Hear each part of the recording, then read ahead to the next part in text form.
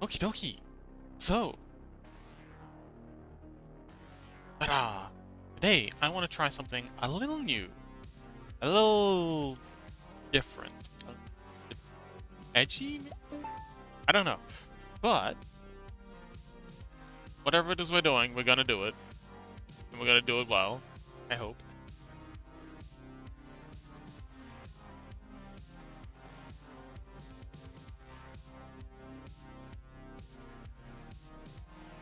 Change real quick. It's okay. Gonna take a while for me to arrive anyway. I got time. Panic box. Panic. And panicking can't be fun.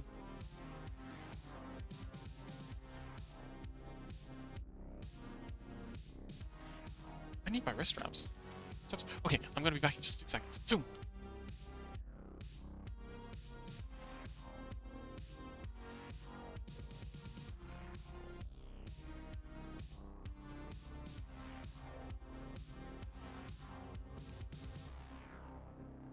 Aha, got him.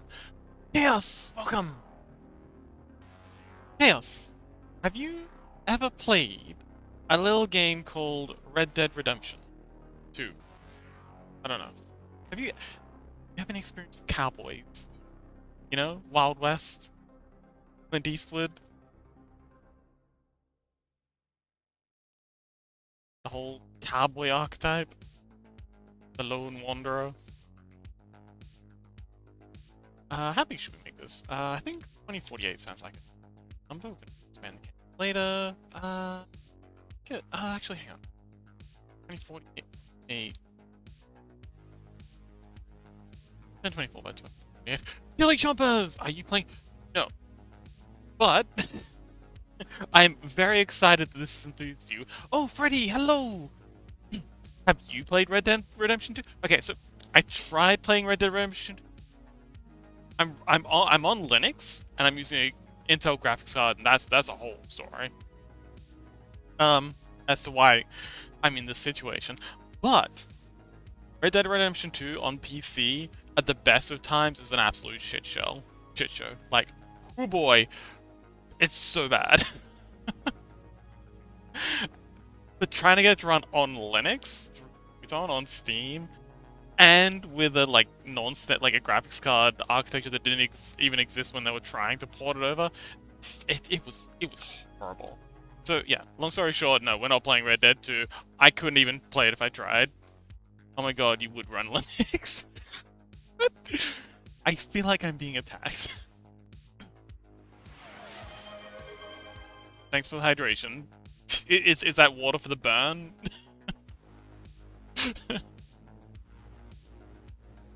Gonna take more than a little hydration to cure that burn. So I'm gonna make a gray base. You're being attacked. It's okay.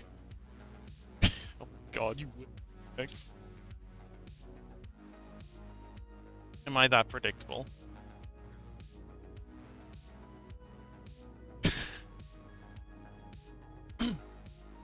Oh dang, I wish I'd said that. Right, what was I saying? Before I had the life burned out of me? Right. Red Dead Redemption 2 on PC at the best of times is a nightmare. It was impossible. I got it running, but it was not worth the hassle. Like, by the time I finally got it running, I was just so fed up with it that I just didn't want to deal with it anymore. Such a nightmare. So yeah, unless you have it on console, like the Steam version is they did a terrible job of porting it. But I do love the cowboy archetype, and so I don't know if you know much about like the Mork Borg stuff we're doing here. It's kind of like a very grim, dark. No, I'm actually really impressed with Linux users. Well, that's less fun, but I appreciate it. One of the comp people almost got me converted over with my latest build, but I could not follow it fast enough to my build. Yeah, the worst thing about Linux is Linux users. Like, the main reason I didn't pick it up for so long is because every time like a Linux user tried to introduce me to it, they were so excited about all the like crazy complicated stuff they could do that they forgot I had no idea what was going on, and they just completely like completely burnt me every time. Until eventually I just kind of like did it myself. And then we just like, I'm not gonna listen to all these people who just want to show me how smart they are with their consoles. I'm just gonna do it myself, and it's actually freaking easy. Like it's actually like I very very rarely like I boot up the console in Linux less often than I booted up in Windows. Honestly, you need the console for anything unless you're doing fancy things, which you know you need the console in Windows to do fancy things anyway. But yeah, if you just grab yourself an Ubuntu Mint, that's good. Like you are good to go. Steam's Proton run just about everything. Unless you're an idiot like me and you've got an Intel graphics card, and there's like 3 games in my library that I can't play because, and it's not because of Linux, it's because of Linux plus my shitty graphics card. Well, it's not a shitty graphics card. In terms of performance, it's pretty good. In terms of drivers, well, drivers that are working with Linux, not so good. But you can play all the games you want. You got all the applications you could ever want. Some actually run better on Linux. Like a lot of things. So many things run better on Linux. I'll stop selling Linux. If you're interested, let me know. I'll help you get set up. But until then, but yes, welcome back to what we're doing today. If anyone's been watching the Mork Borg series, I've been working on a TTRPG campaign for a game slash rule set slash world called Mork Borg. If I come back to it, you're my fox. Blushes. And it's like a very grimdark, very Scandinavian death metal inspired kind of world. You know, it's very grim. It's all like zombies and trolls and goblins. I was thinking it'd be like a more sort of game or world, but set in kind of like a grim, dark, Wild West universe. So I think Berserk, if it was in like, you know, the Berserk sort of, you know, what Berserk is to the Middle Ages, this would be to the Wild West. Sorry, I was playing League with a friend. That's okay. Welcome back. How'd it go? So yeah, it's gonna be lots of cowboys, lots of you know, cowboys. I don't think we're gonna go Indians, but the idea is it'd be set in sort of like, oh yes, chaos. So think High Noon. It's very much inspired by the High Noon shenanigans. If you've ever played League. Whoops. What's that? Oh shoot. Yeah.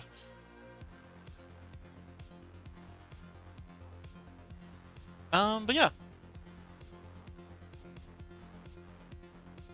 I'm just gonna get stuck right into it. I want to have very falling of time. Welcome back! Excellent! Our favorite computer algorithm has returned. Welcome. So yeah, I want it to be kind of like a very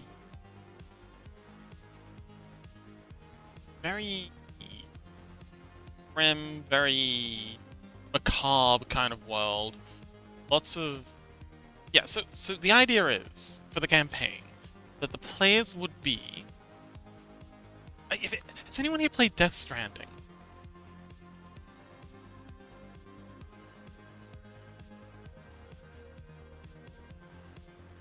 Happy 2-day streak falling. Yay!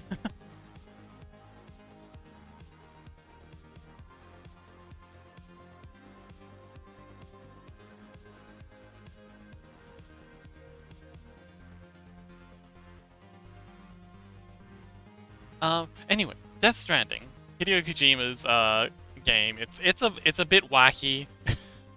Never got into it. It's okay. Basically it's about the whole theme of Death Stranding 1 is connecting America. There's been this event called The Death Stranding title drop, wherein, you know, the whole world was, you know, your typical apocalypse scenario just with ghosts. But you play as Sam Porter Bridges, who is out and about trying to reconnect Australia. Actually, Australia is in Death Stranding 2. I've been spoiled for that. But yeah, you're trying to reconnect America, and this is a no spoilers sort of run through. So if you're planning on playing, don't be afraid. Um, and I was thinking something like that. So the players are on this train. So it's like a fantasy version of America during the Civil War period. And the idea is that the players are on a train. It's kind of crossing America, and the Civil War's kind of winding down. This is the end of Civil War. So there's lots of revolvers, there's Lewis guns about, there's the the lever action rifles, all that good stuff. Um, but then there's also, goblins, wendigos, shenanigans like that out and about too. And yeah, the players are on this train that they're going from the east coast of America to the west coast, trying to reconnect the nation after it's been completely obliterated by this civil war, which I think is kind of topical given all the shenanigans going on right now. But that, but yeah, the idea is that the players would basically have their home base coming along with them on their adventure across America into into the great unknown. They'd leave from what would be fantasy, or this universe's version of New York, and they would be trying to cross America, reconnecting, rebuilding outposts, going to communities to try and solve problems to get them on the network. Very Death Stranding. And yeah, that's what I'm going for here. Kind of working on sort of like some kind of this will be your default fighter kind of fellow. I'm pretty happy with this hat. Also heavily inspired by Stephen King's Dark Tower series. If we've got any readers in chat who've read Stephen King, I think so too. I've been cooking this for a long time. It's but I've never gotten around to just sitting down and putting pen to paper, so to speak. So that's what's happening today, and you're all very welcome to come along for the ride. Also, welcome Lassitude. Hello, glad you made it.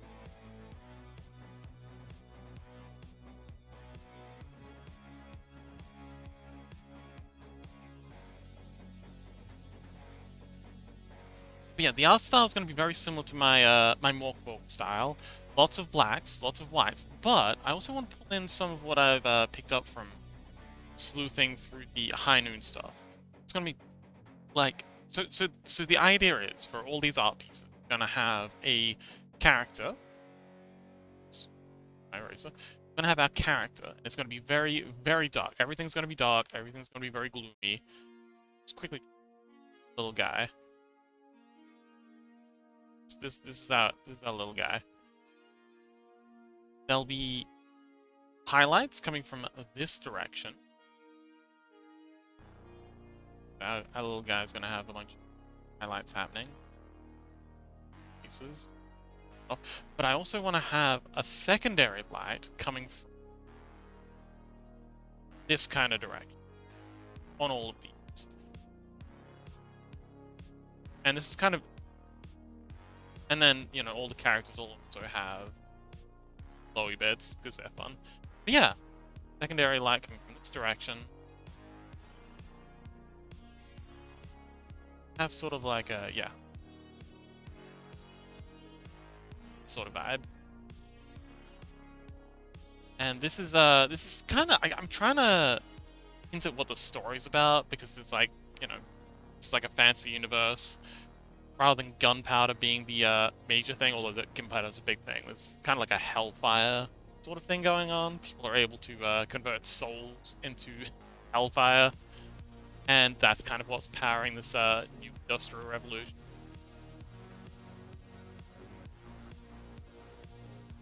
But yeah, so it's just going to be solid black, light highlight coming from one side, red highlight coming from another, and then various bits. Chili Chomper says, "I'm already insanely impressed by this hat you did in 20 seconds." Thank you. Let's see if I can continue. So I want to have. Okay, so it's kind of like looking under the brim. I have eyes like so. Make them out. Head. Actually, you know what? Let's do this on a separate layer. That way I don't have to worry about a hat. So. I'm gonna have two eyes kind of peering from below. And this is an example of what the player character is going to be. Freddy says, "Whenever I think about the Dark Tower, I just think the Angry Lobsters." I don't remember the Angry Lobsters. What are the Angry Lobsters about?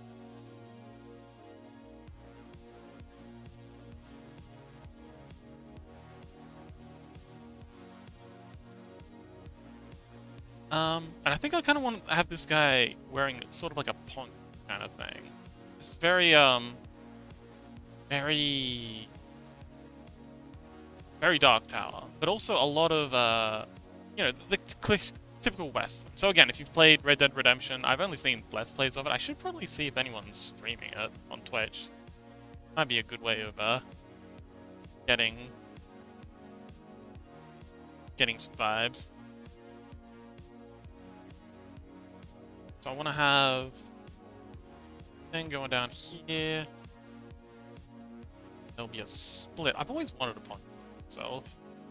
When I was traveling, I had a friend who had one, and I was insanely jealous of them. Had this it's like a very thick woolen poncho, and had this delightful like Mexican. Oh, the lobster bites off two of Roland's fingers. I remember him losing two fingers, and I remember lobster being involved, but I don't remember like the context. I do remember it was kind of like his darkest moment. I remember his ammunition getting soggy. I remember that, and him being very upset about his ammo getting waterlogged. Snip, snip. But I don't remember much about the lobsters.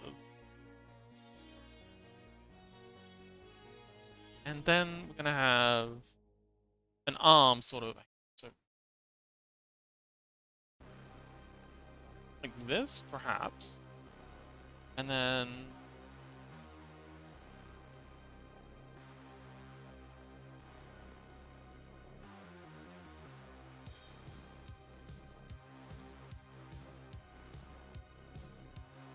yeah, something like this, and then these folds happening here.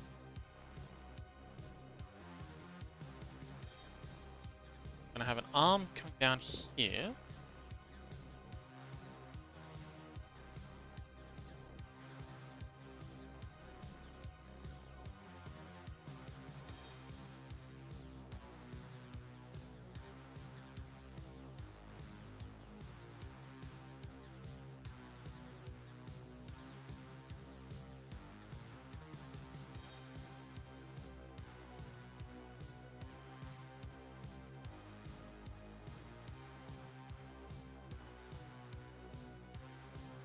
Everyone loves big hats.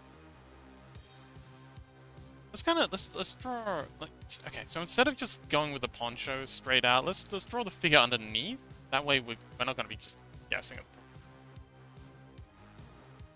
Snip, snip. Yes, Dark Tower, great series. Really, it's a shame the movie's so bad. Like I don't know how they screwed up the movie so much. Like they had excellent actors. I think it was Elias they had playing Roland, and they had that one Texan guy from Detectives playing the wizard whose name I've forgotten. I'm a horror when it comes to names. Okay, so here.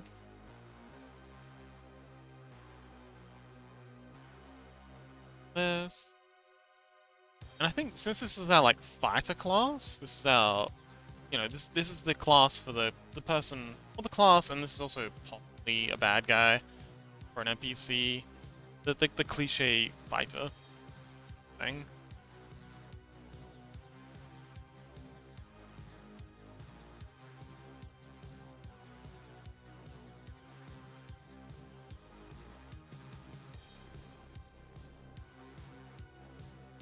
So I want to have kind of like a bit of a power stance.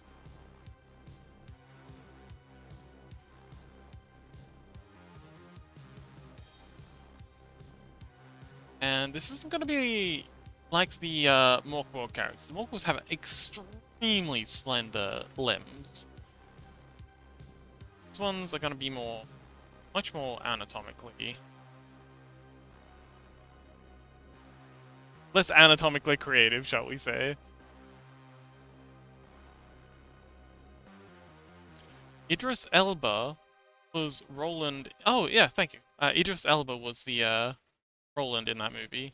Even he couldn't say, yeah! And it's such a shame because they had such good talent. Like Idris Elba, they had again. I can't remember who was playing the Dark Wanderer, and even the actor they had playing as the kid did a phenomenal job. But yeah, it really should have been like a John Wick sort of like John Wick, but in fantasy sort of Western sort of thing. Is what it really needed to be. But I don't know what they thought they were doing.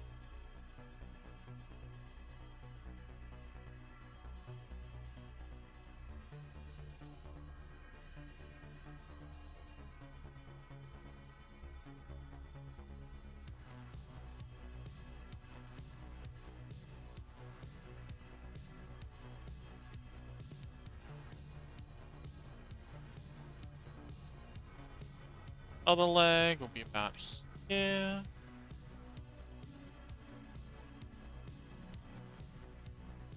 Let's see. That.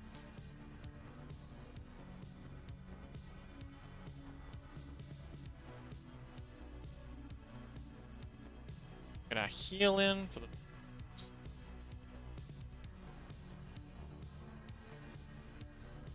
But yeah, if you've played Red Dead Redemption 2, or familiar with the world, think of that plus The Witcher 3. Kind of the world I'm going for. Lots of monsters, lots of creepy crawlies, and lots of shenanigans with the local politics.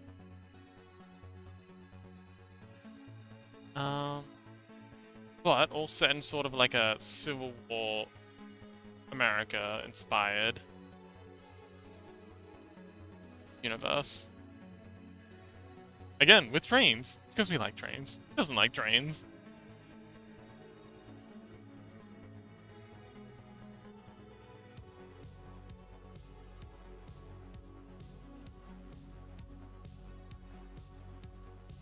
I should just zoom in. Why am I being so stubborn?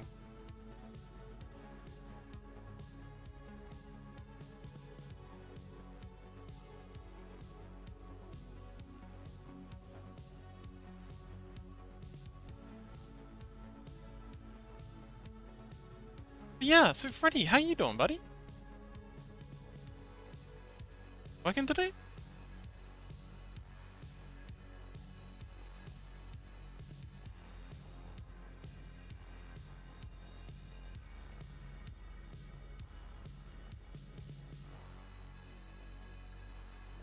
Uh...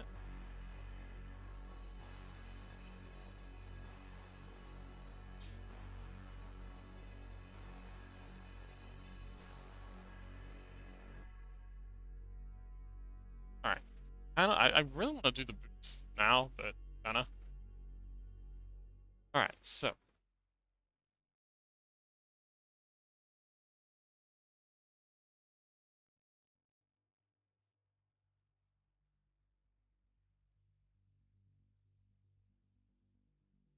Although you're not going to be able to see the arm. This arm, because it's going to be behind a poncho.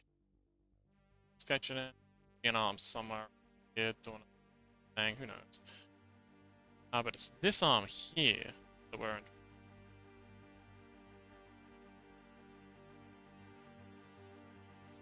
This one's going to have the gun in it.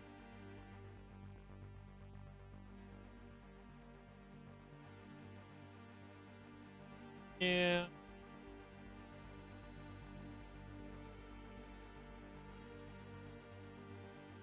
Freddy says, well, day 1 of work was... I was really ill. Oh no! Day 2 we had a massive audit that we passed, and today is pretty chill. Strange week.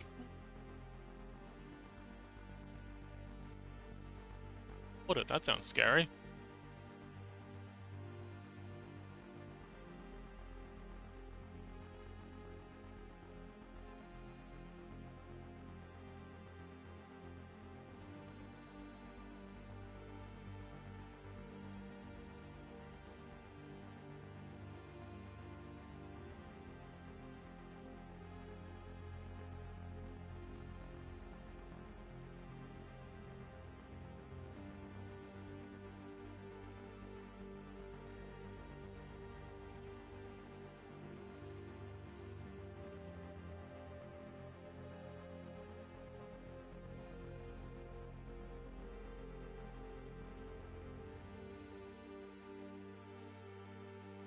I have a tendency to do arms a bit too thick. And head is back. A little. Okay. Gotta have bulky arms on everyone.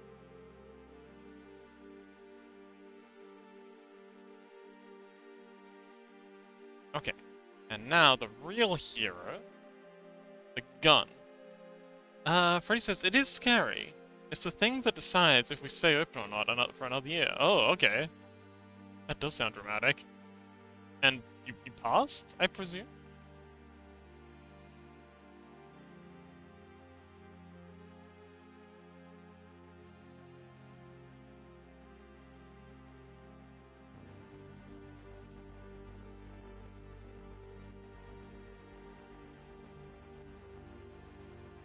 Okay, so I'm just gonna sketch in a, you know, an unambiguous whole idea here. Man, hands are hard. And then we'll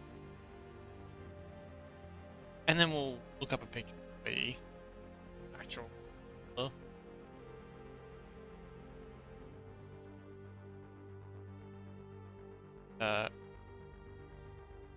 Get that.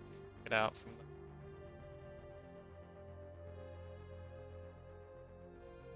this.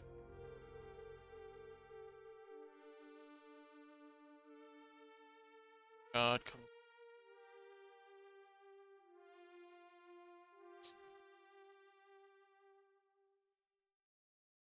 just a. There we go. That'll make it easier to.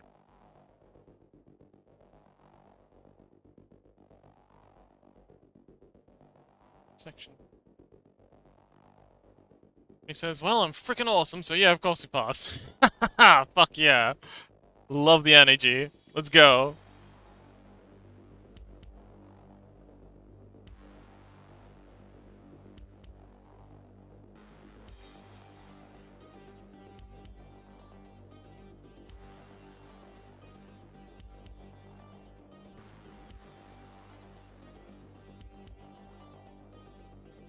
Okay, so there's our sort of where the hammer goes.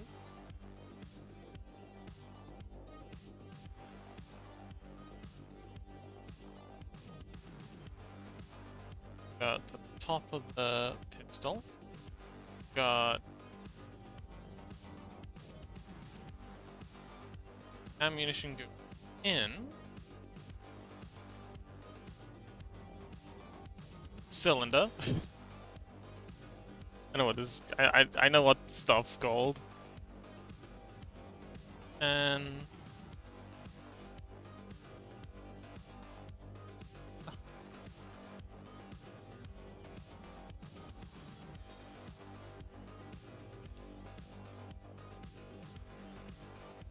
barrel.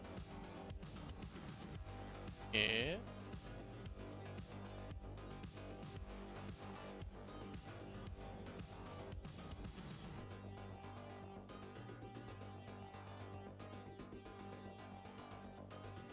Cylinder. I think this whole cylinder is. Get that out in a sec.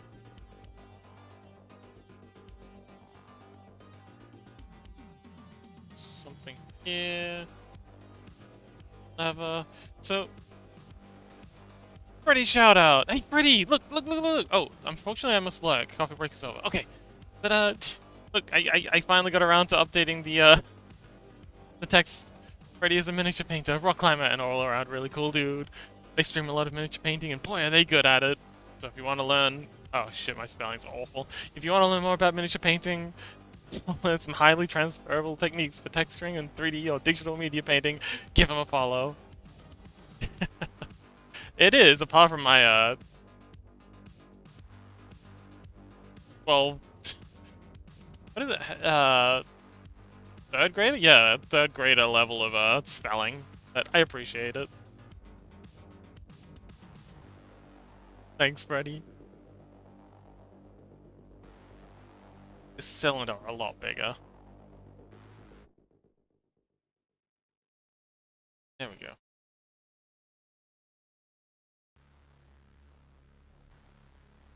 Okay. Then we need a hammer. That. And yeah, this will do for now.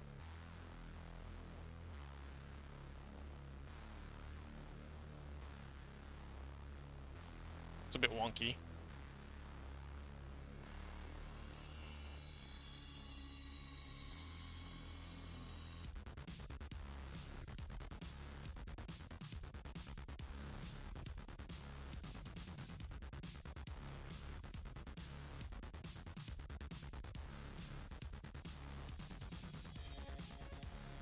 Anyway, this is modeled off the Colt Navy Walker.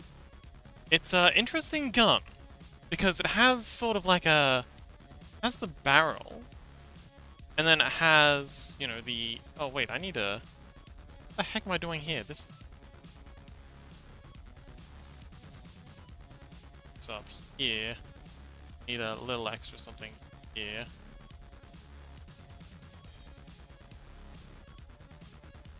Actually, hang on, wait, no, the Walker only had like a really, really thin piece of metal cylinder. Something like that. It looks... The Walker looks very weird. But yeah, so it has the barrel here, and it has the cylinder here.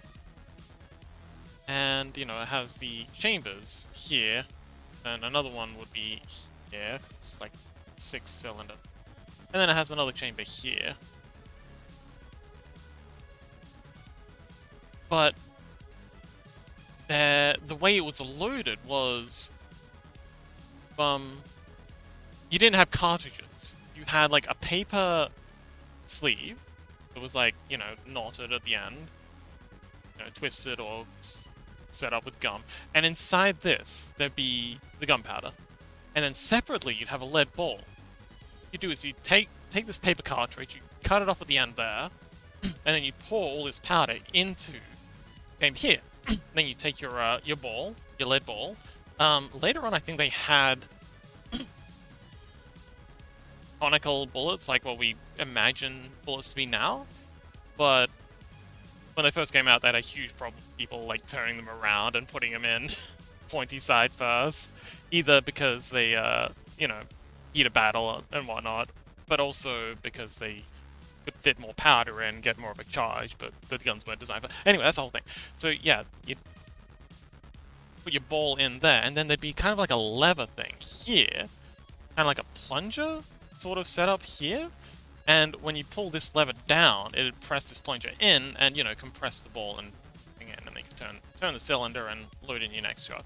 So yeah, it was kind of like a revolving musket almost. Yeah, that's the kind of weapons we're working with here. So there's no solid cartridges yet, or at least not in wide use. I think the Vickers, no, the Gatling gun, black powder. Yes, black powder revolver. That's exactly what it is. So no smokeless powder yet. But there are some cartridge weapons. I think the Vickers, not the Vickers, the Gatling gun, which is an awesome piece of machinery. It's like this big ol' hunking thing with multiple barrels. I think it's got like 6 barrels, something like that. 6-barrel abomination, and it's got like this. It's cool as heck. It looks like a steampunk minigun. But it's got this big ol' lever here. There's another version that has a lever at the back, which is apparently significantly fast firing, but the one everyone knows about has the lever on the side here, and you would literally turn this lever around and it'd cycle the action and, you know, fire shots from a magazine, kind of like just sticking out the top. They literally just feed these rounds in that were essentially this, just single shot. So they were reusable cartridges that you'd have someone pressing ball and ammo into as they, like, you know, as this guy was shooting out ammo, you'd have another guy literally reloading these, putting new powder and balls into these, and then feeding them back into the system. And it had a heckin' good rate of fire, too.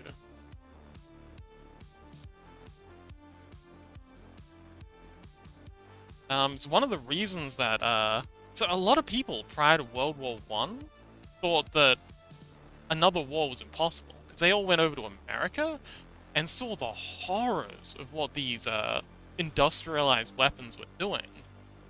Because these things were just absolutely leveling entire battlefields.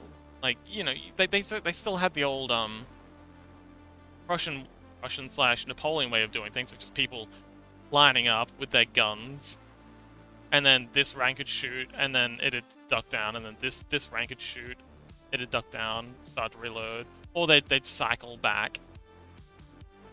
But then they had these Gatling guns that would just completely decimate the entire formation. Horrific. And, you know, everyone, because back in those days, they'd have a lot of observers. You know, people would, when there was a war going on, there'd be people from other countries who'd come along, and they'd literally just stay in the camps and basically be like war journalists today, I guess. And they just observe. And they're all just like coming back to Europe saying, oh, yeah, there's never going to be another war. At least not one in Europe, not with these weapons. But then it happened anyway. And they, in a way, they were right. It was absolutely horrific. I didn't stop them from trying.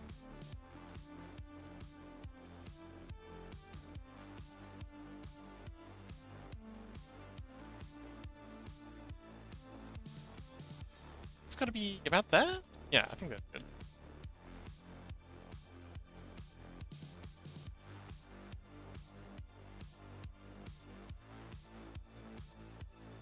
But yes, I'm a huge fan of, like, Civil era weapons and stuff.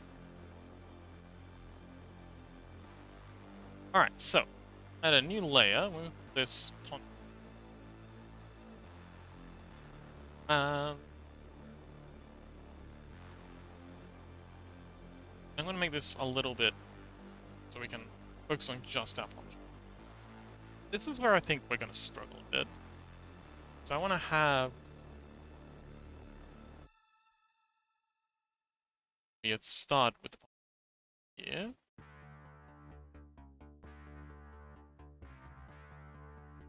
So I have a bunch of sort of stretched lines going across here.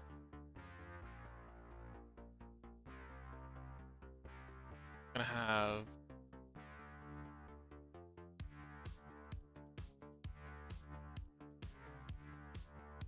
I guess it just comes straight down. I have a bunch of I've drawn shows before where I put, and this will have like a whole heap of tassels up here. The tassels are fun. And the gap in it will be here. But I'm gonna come for this shoulder. Well, actually, McCree, if anyone's played Overwatch, I think McCree, I've never played Overwatch, but I think McCree's got a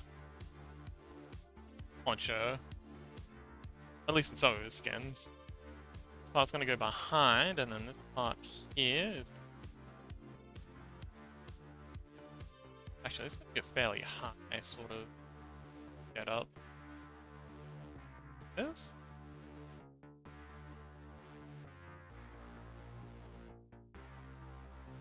And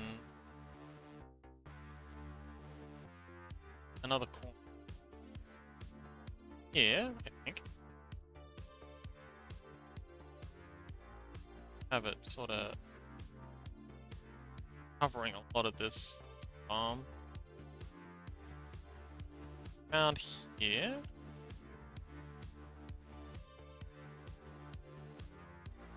Then I think we'll cross here, like so. That. Then this. It's coming here. And I'm gonna have it back around here. Yeah.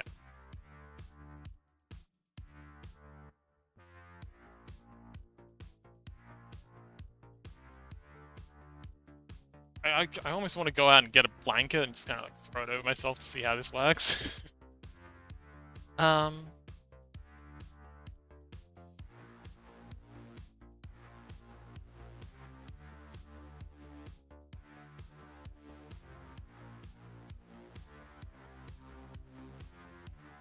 And I think it's we're gonna have, so this is gonna be coming back. See it there.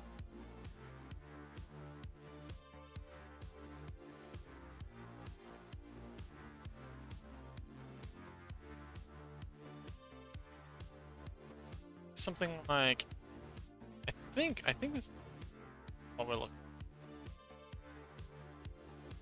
Yeah. So it's currently summer here. We've got that delightful sort of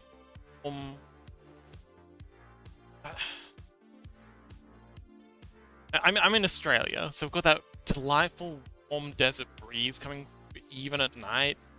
And that's kind of the vibe I'm trying to get here. This is kind of just like a gunslinger. It's hot, it's very arid, and it's kind of standing in the cool breeze, just, I don't know, intimidating someone. Maybe there's like a duel going on or something. That's this guy's vibe. I think we can get that vibe a lot better if we make this poncho excessively long. It's way down here, so that it's kind of covering up a whole lot of his body.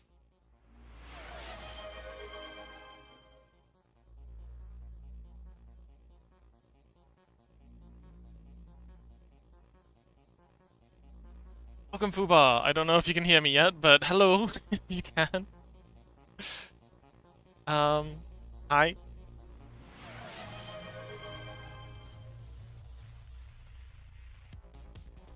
Oh, I'm glad you enjoy the muting.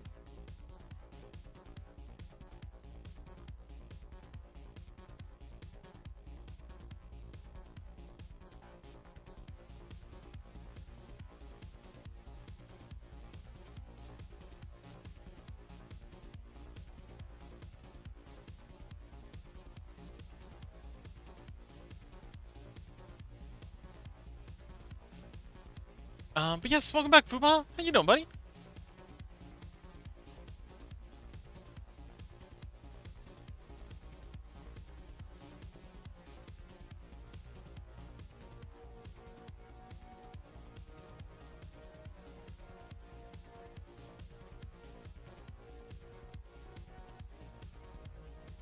And then I think we side. Oh, hang on. Down. Bring this side down a bit too. Now, hi, hello. Want to keep the last 3.9 points for another time? Ah, yes, you're saving them in case I really need to be shut up. You know, the point of that was to try and keep me from getting myself cancelled, you know? So if I start saying something a little too spicy, y'all can, save me from myself, but you're just using it to bully me. Which, you know, that's fun too. I'm not gonna complain. Well, actually, I am gonna complain. Relentlessly. But I don't actually mind. It will not end until everything is done. Huh? Needs to be done. But if it could be easily be done, it would already be done. Nice words, Fuba, I think. probably. They're probably wise words. I think they're wise words, I'm just too dumb to understand them.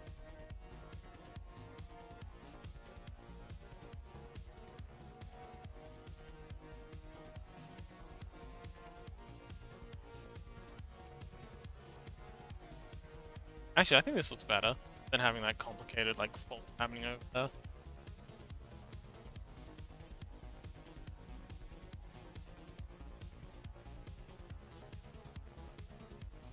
But yeah. Got tassels coming down here.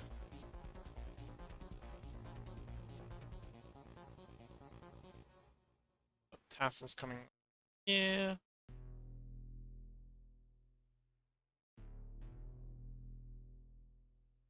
And this kind of like out.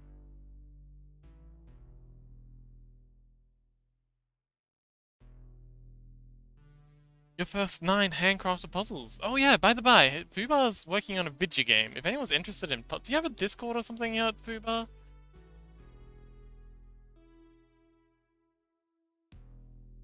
You know, so say if hypothetically someone were to want to, you know, follow you. Nope. Okay.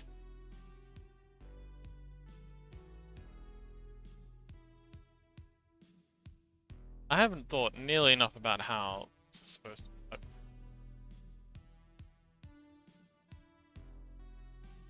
Okay, hang on. Let me actually think about how this is happening. So we've got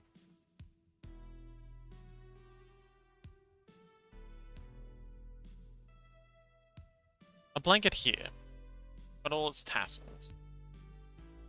Side.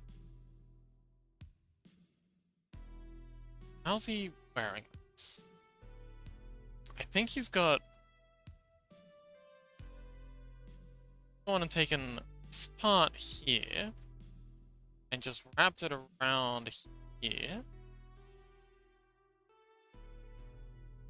And then thrown it over his shoulder.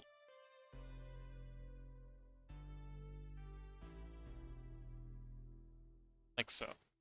And then this part here is kind of coming around and going over this shoulder.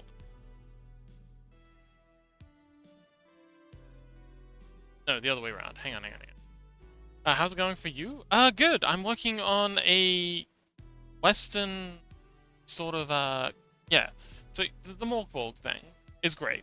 But what I've really wanted to do for a long time is make a, American Civil War era cowboy Western version of that. So it's kind of like a very, very grim, dark, more kind of world. But, again, set in cowboy Western America.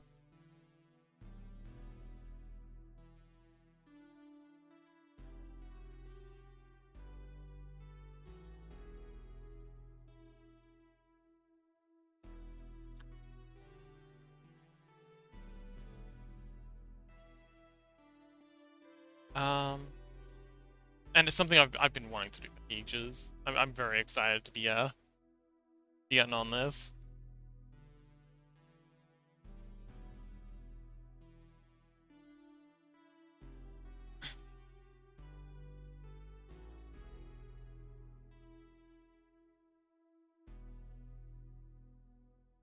Like in a new campaign? Yeah, a new campaign, a whole new world.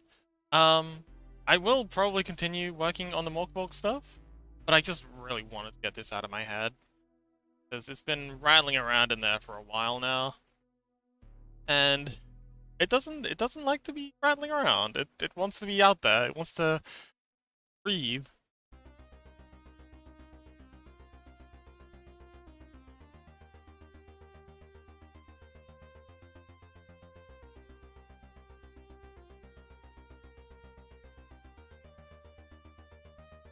Oh, definitely with fantasy elements. So the way I described it earlier, it's kind of like The Witcher, Witcher 3, plus Red Dead Redemption, but in like a super, super black world. Like very, very black metal.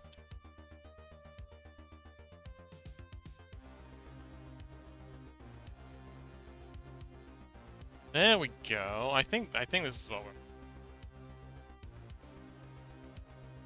Did that before. Maybe I'm right this time.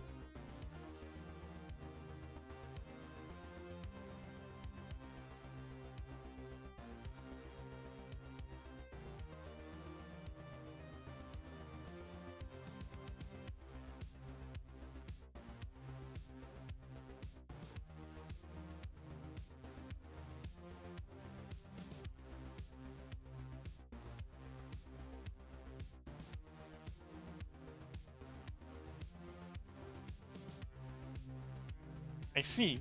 Yeah. So yeah, have you played Red Dead Redemption or The Witcher, or have you read The Dark Tower by Stephen King? Do you have any like frame of reference when it comes to westerns?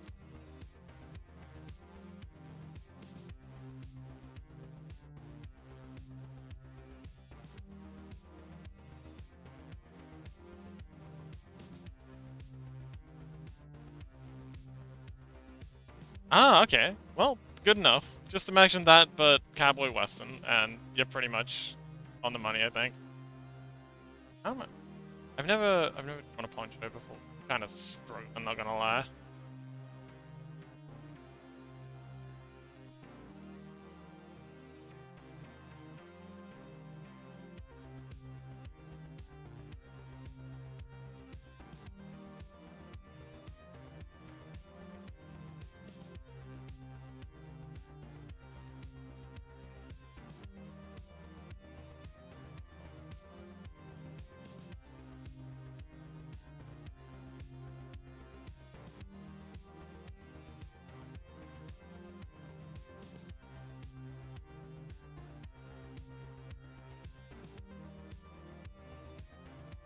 Let's try adding another. Not much ideas coming up. Ideas? I mean, ideas for puzzles?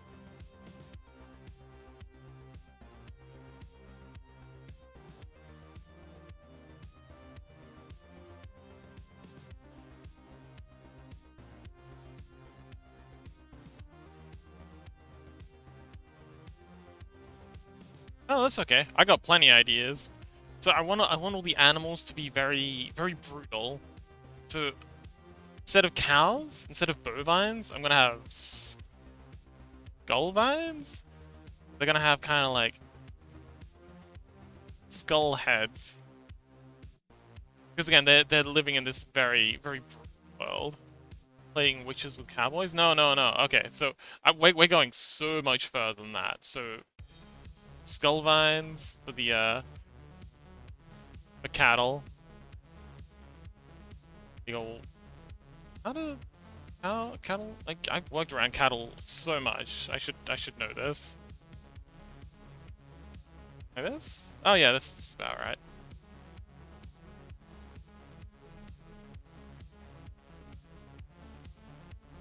Yeah, yeah, that's why I'm drawing these images to give a better impression of what the setting's about.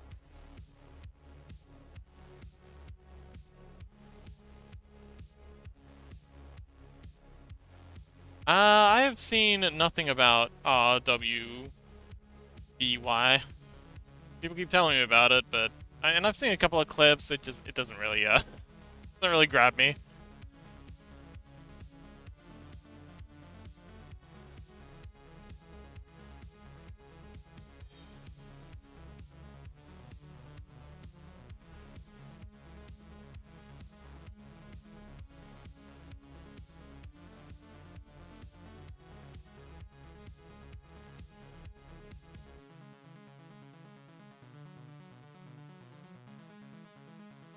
But yeah, the cattle are kind of like these armored buffalo-looking bone creatures. Um. Okay, cool.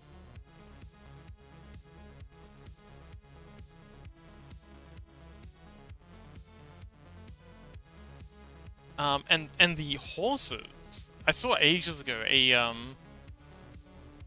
picture of a horse that had like a dog's mouth sort of edited onto it.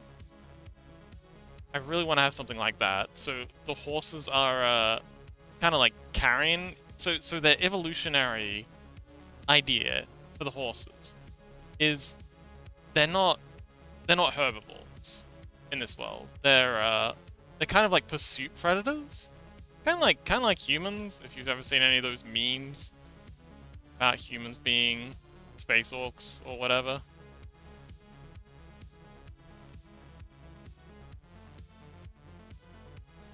Uh,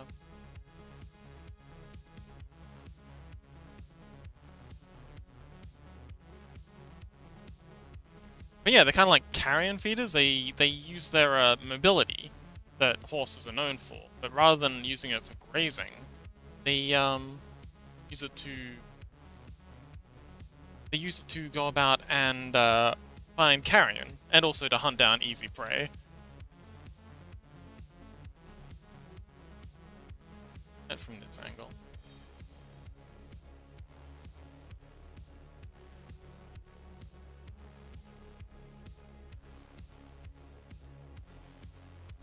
Stroll here.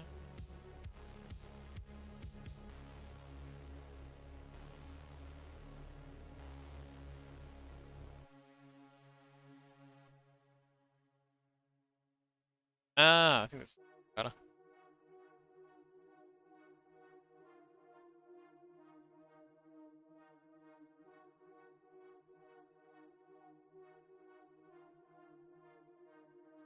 But yeah, think of carnivorous horses, armored bovines. Bovines are cows, by the by.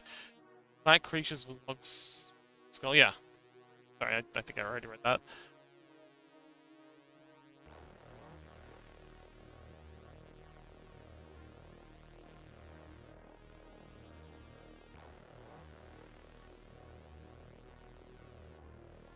Oh, okay. You're welcome. I should probably look up a picture of a horse. I'm just kind of like doing this from memory.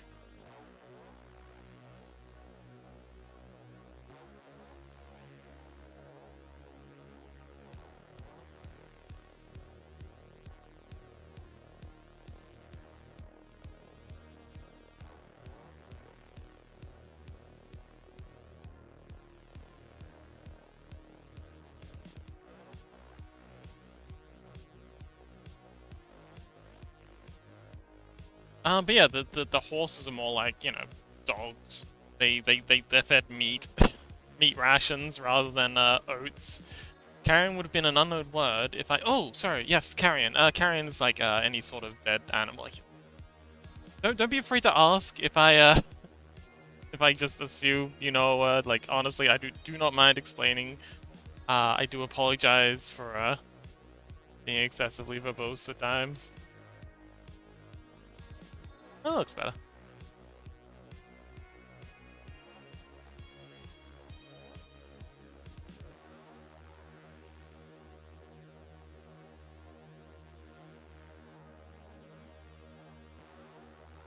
But yeah, the horses here are descended from rather than equine.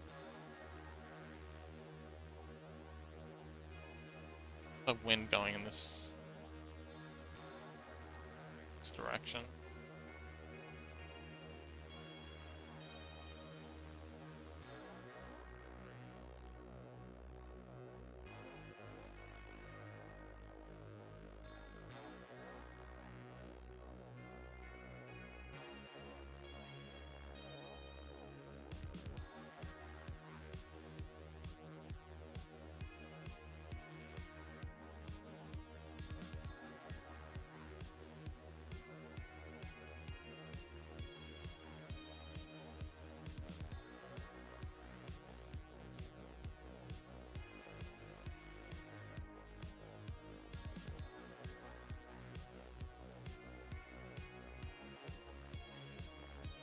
See, something like this, and then leg, and I want the legs to be not hooves, not ending in hooves, but maybe ending in like claws of some kind.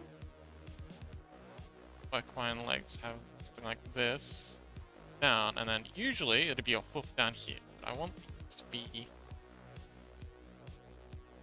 sort of like Glory, great shout out! Glory, kind of like emu feet, I guess. Because they'd be, again, they're carnivores, so they probably want something, or have evolved something that could help them with, dismembering prey, or stomping apart carrion. Okay, so it's got... but it's... stare at.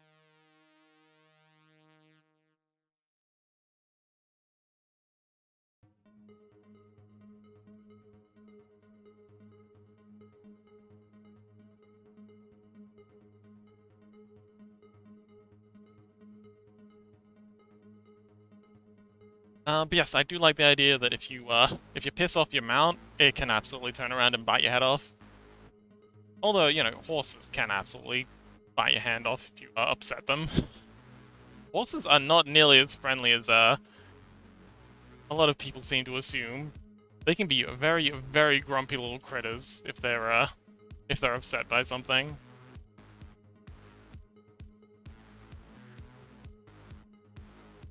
Don't mess around horses. They're animals. They're domesticated, but that doesn't necessarily mean they're safe to be around.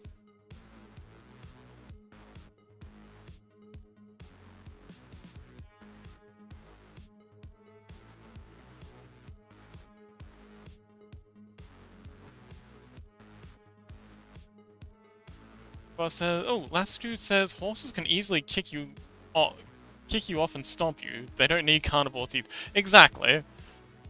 But I do like the idea of the mounts that people are using in this world being carnivorous.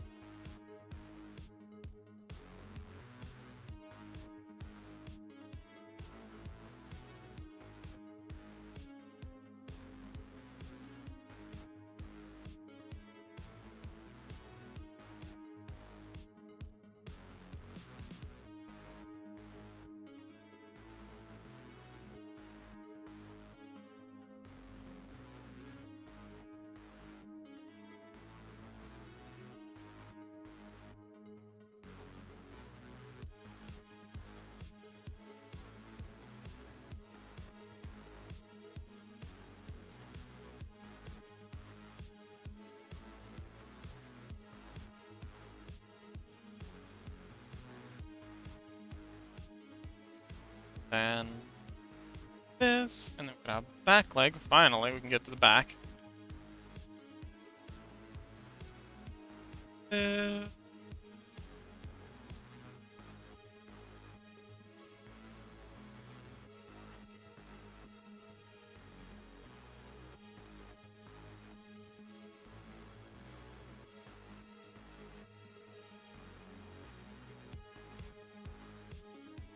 Uh, and then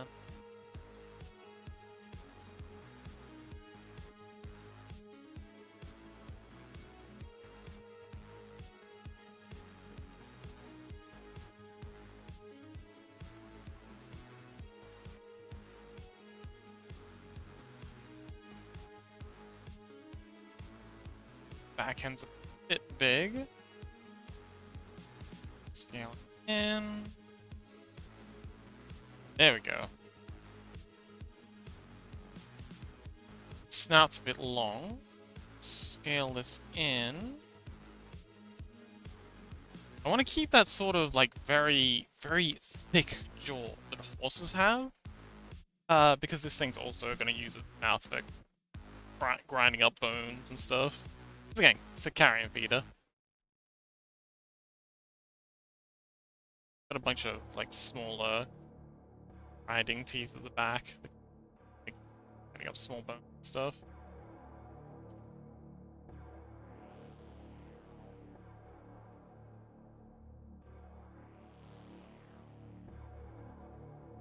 Spot for the eye, I think.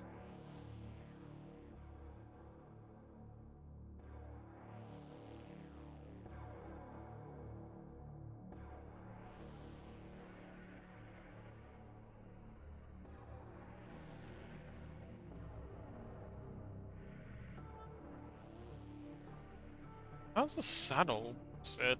Something like this. Yes. Okay, so we'll start with a blanket that every horse has. I feel like these legs are too small. Front legs. It's this back section bigger again. Make the whole thing aside from the neck bigger.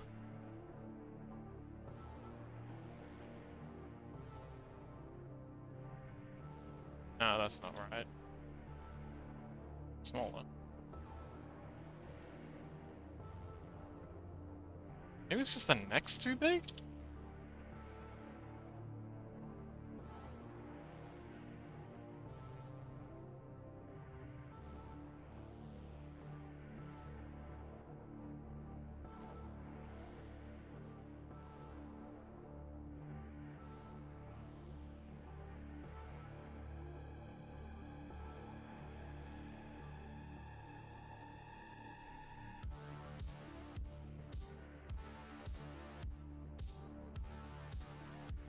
You know what? I think I'm being too ambitious with this pose. Let's just flip the head.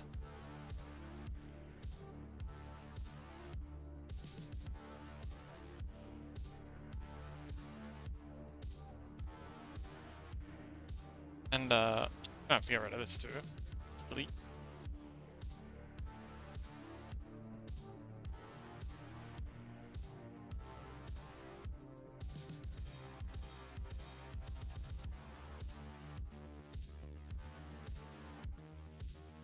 Yeah, much easier. Making things a little too complicated with that head angle pose with it looking over its shoulder. Would have been cool if I had pulled it off, but unfortunately my skills don't seem there quite yet.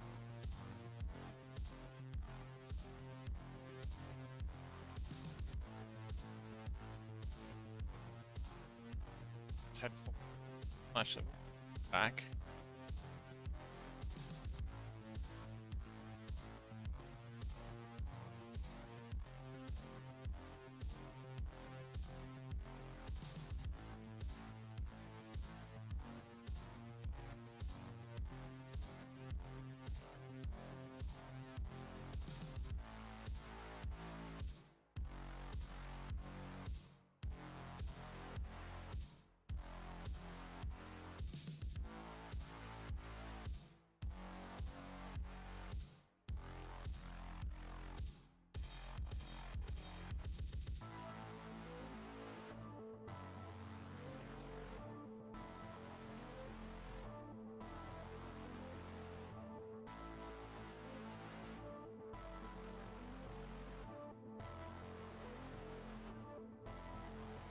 Okay, so blanket is here. Go.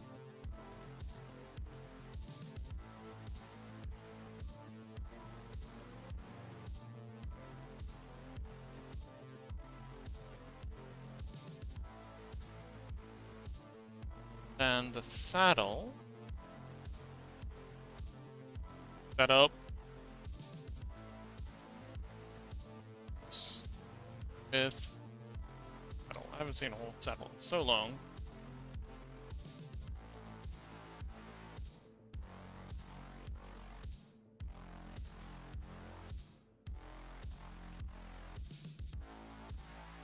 Oh, okay, so the blanket doesn't go all the way down there. I'm thinking of something else.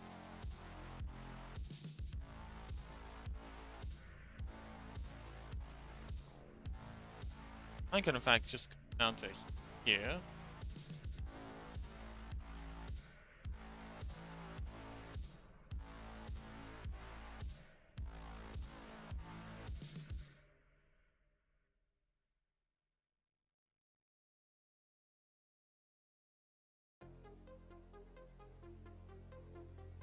Got saddle itself.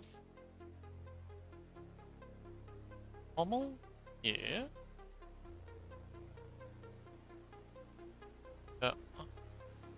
Too far down. So.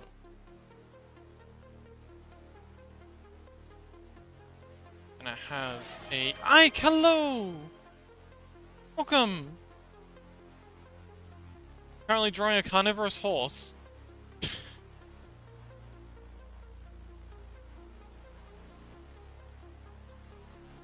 Have you ever met a carnivorous horse before? They're pretty chill guys. Don't let the name throw you.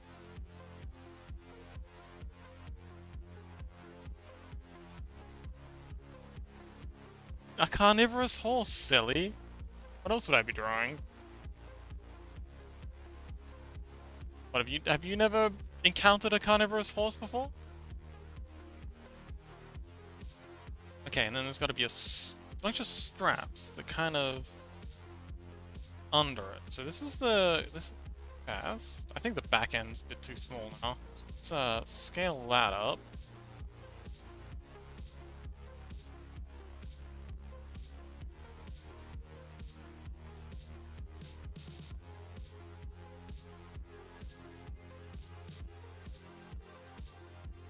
That sounds even worse than carnivorous bees. Yeah, you can't run from a carnivorous horse. It's you can't run, you can't hide. It'll catch you. Is that a thing in Australia? Not yet. Give it a minute.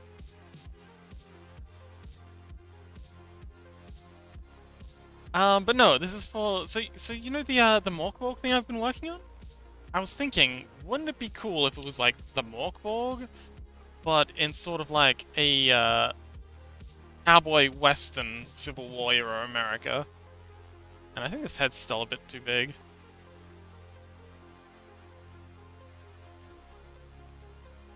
It's a bit too. What?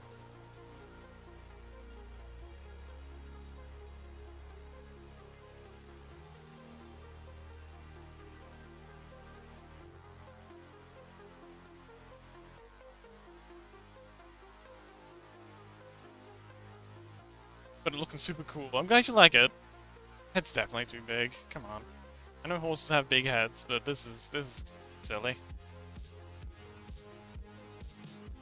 But how you doing, Ike? Actually, no. I think the head was the right size. What's going on here?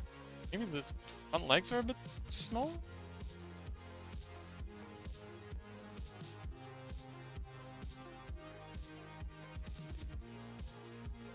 Too spaced apart? Wrong here. Oh, they were definitely a bit too spaced apart. That's looking better. Having them closer.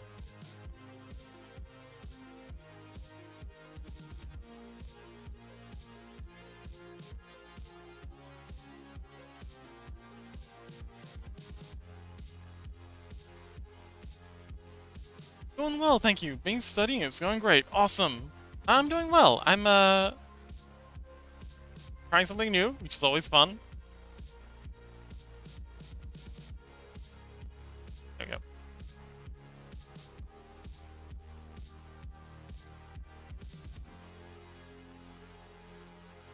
I've never drawn a horse before. Never mind a carnivorous horse, so it's definitely a new experience for me.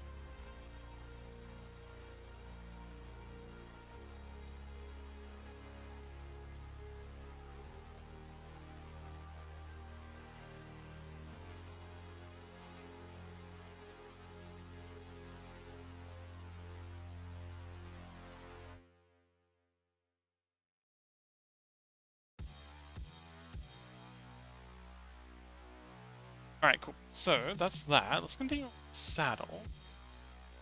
Saddle's gonna have... Saddles are incredibly complicated pieces of, it's the kit.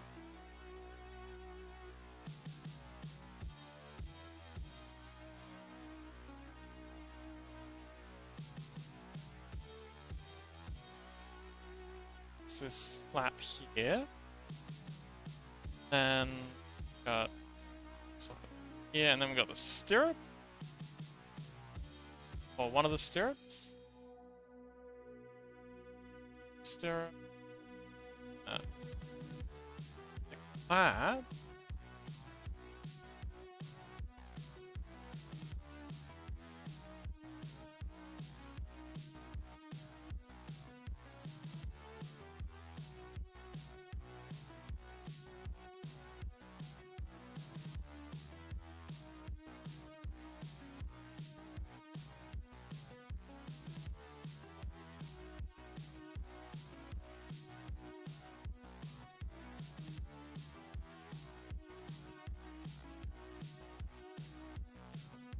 that.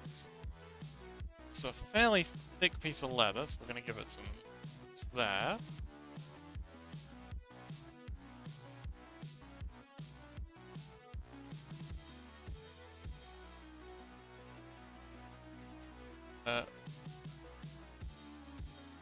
Torso there.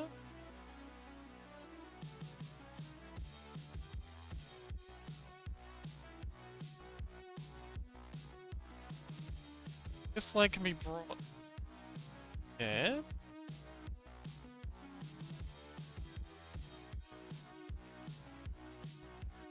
These legs are too far apart.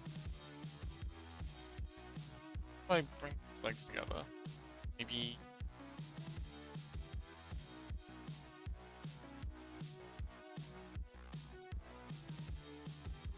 Let's just delete this one. And huh?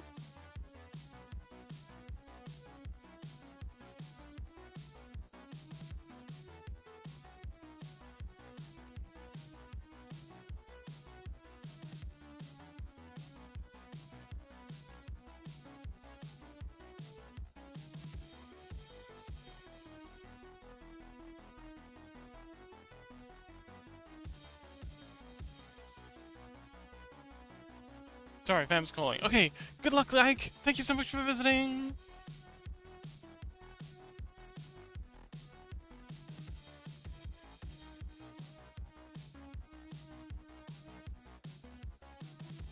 Let's add in. Here comes a.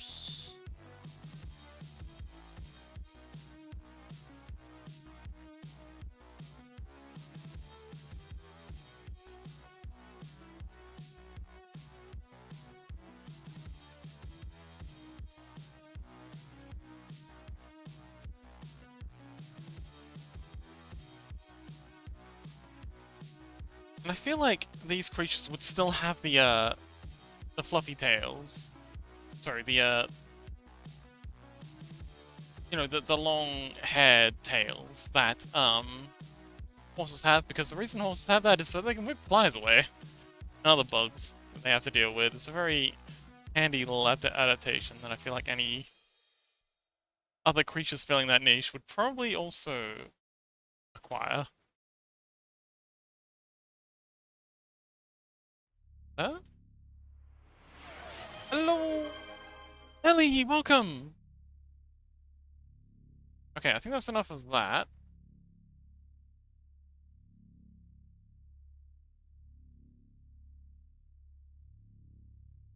Also need a strap.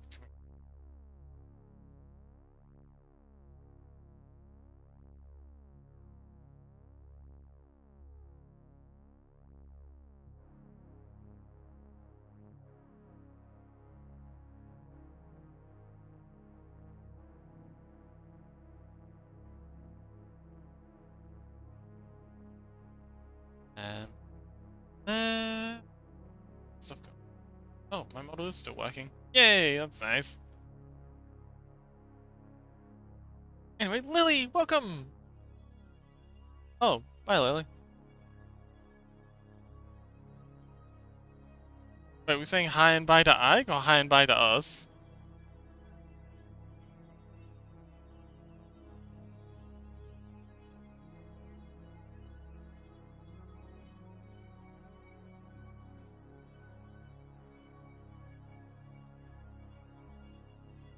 And then we've got some little buckles in here.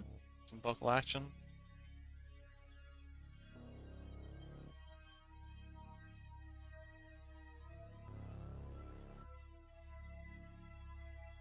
I think this whole fella's just tilted slightly. Let's, try flattening him out.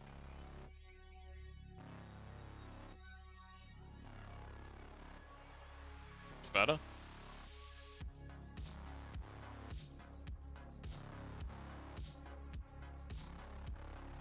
Alright, cool. And then he's got long... Like this.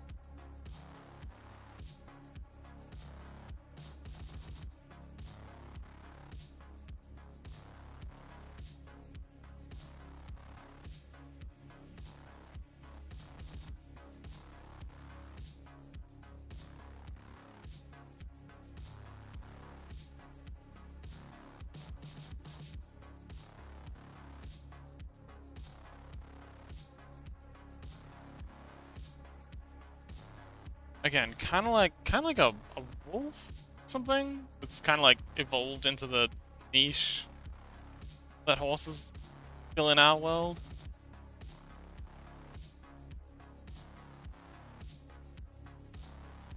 I don't know what we'd call these though. I like the idea of carrion something.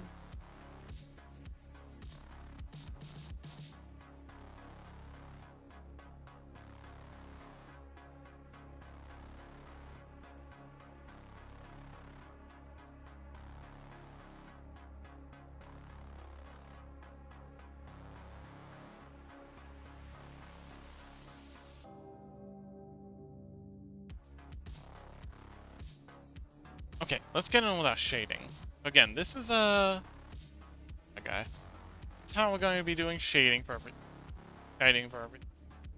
Grab this little guy and bring him down here. So, kinda. And yeah. So ad is supposed to start in about 9 minutes. I'm gonna put up now so I can take a quick bathroom break, but I'll be back in just a minute. Hope everyone's staying hydrated. I guess I'll also boil up another cup. Yeah, so I'm gonna BRB. I'm gonna actually go for a quick little BRB.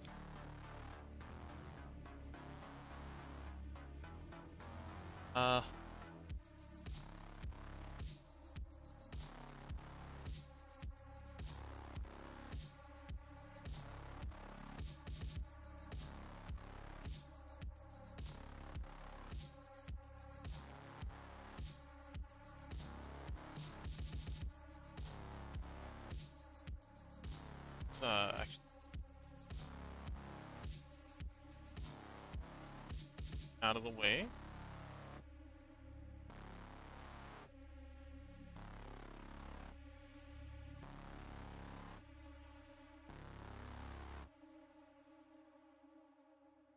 Actually, this should be on its own layer, so I can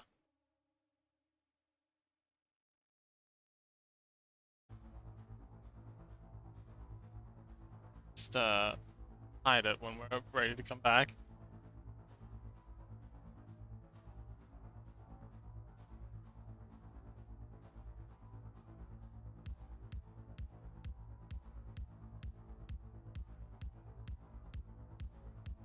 Right.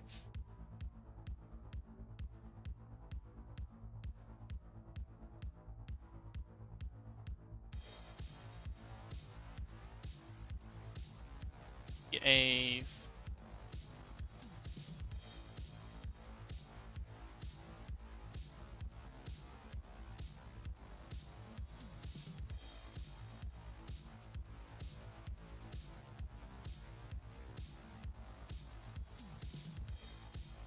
Right.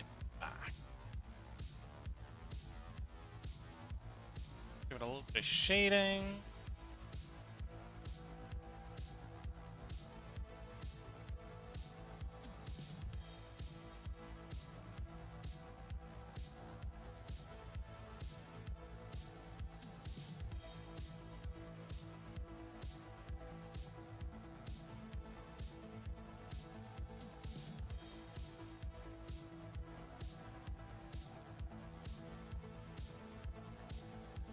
Chili Chopper says, looking good, thank you!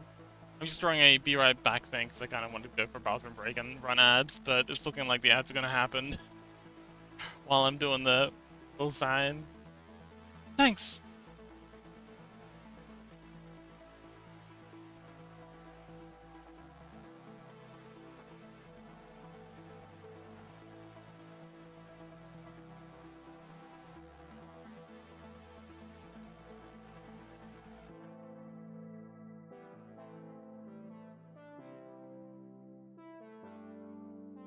Got any snacks? I do. I've got a thing of nuts. Nuts and dried fruit. Excellent snack. Good and healthy and stuff.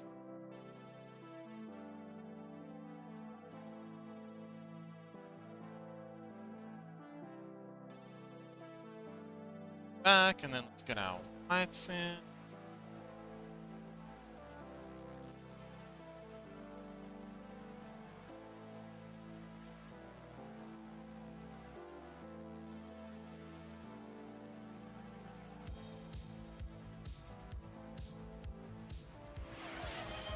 Wow!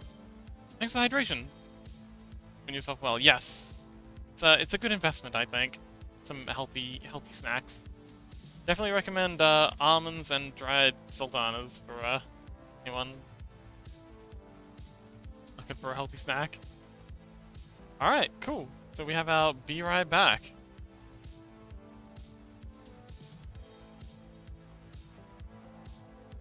Sign. Let's get to it. Okay, so I'm gonna run an ad, and I will be back in just a couple of minutes.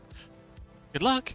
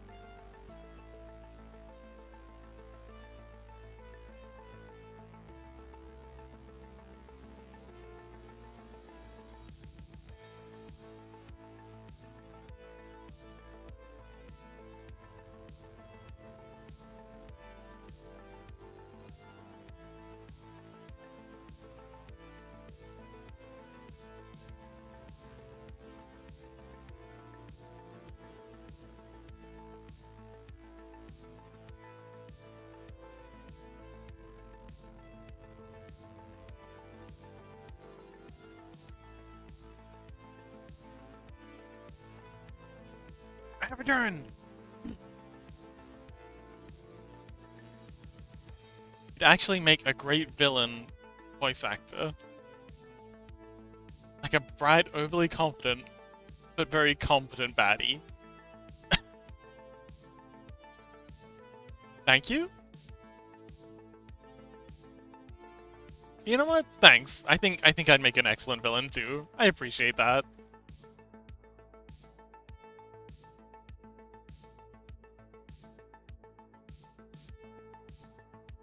I mean, get paid. That would be nice.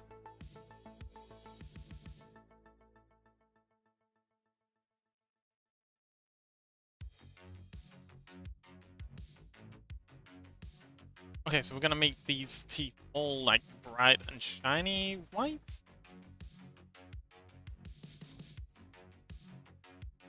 A big old bit of shine here. You know, the ones that are very charismatic and cheerful because no one can touch them. But no one can touch me. I am invincible.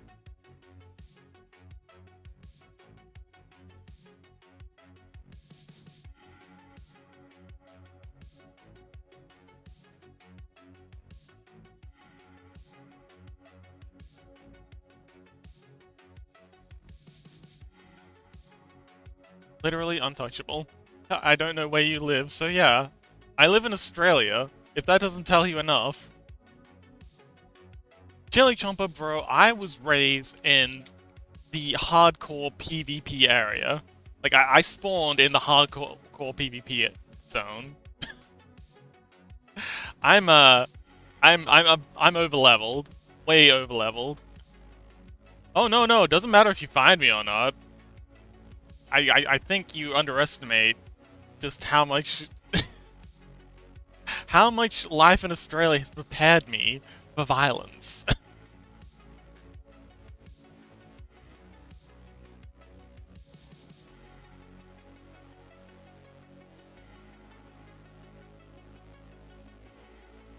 Besides Australia. Well, the thing is, Australia's massive, but the populated areas are tiny.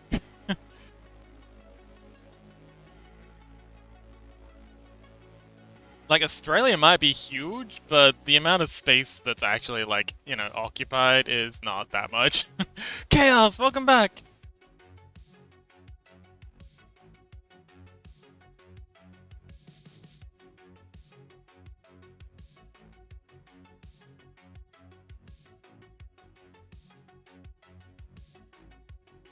Oh, so you did mean it how I thought you meant it. How'd you think I meant it?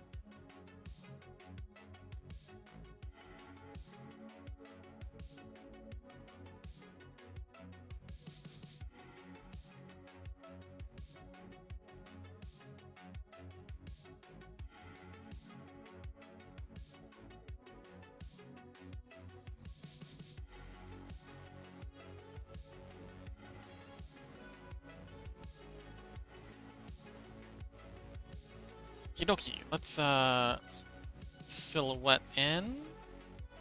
Start sketching away at it.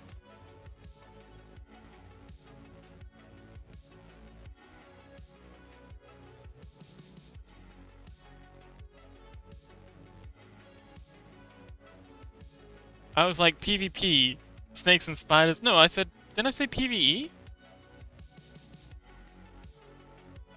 Yeah. This is the hardcore PvE server. I think PvP is Ukraine right now. Very off-color joke.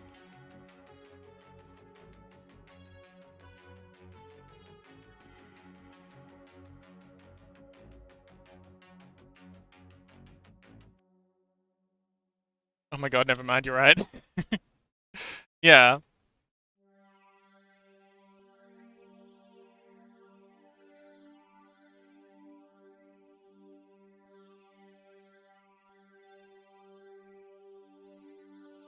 Now you got it. This is my favorite song from this album. Oh, it's so good.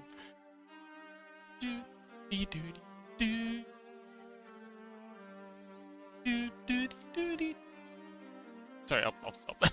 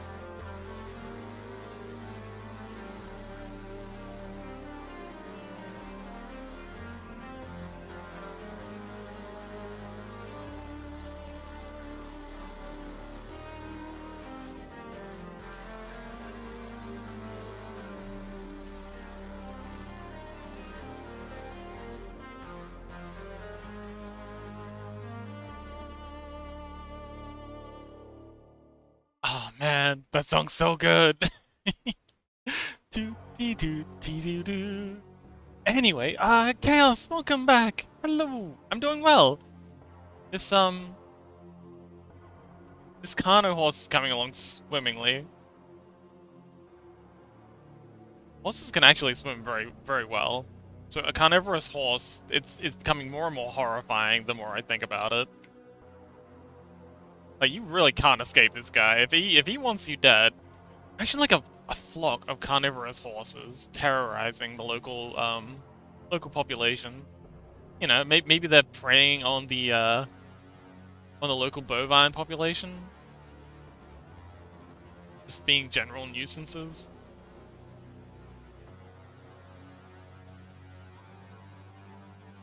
Uh,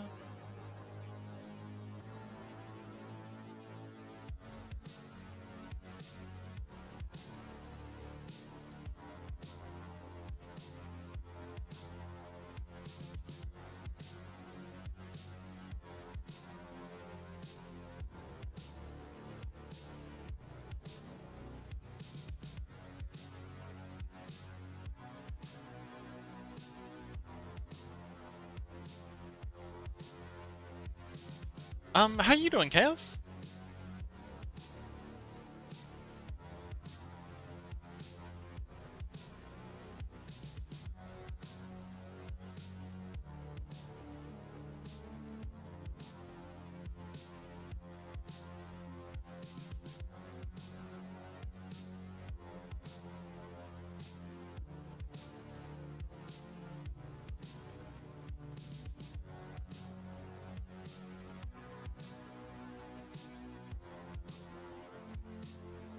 Playing a bit with a friend, just chilling here. Wonderful! So glad to have you. I'm sure the tops of these are all white at the bottom.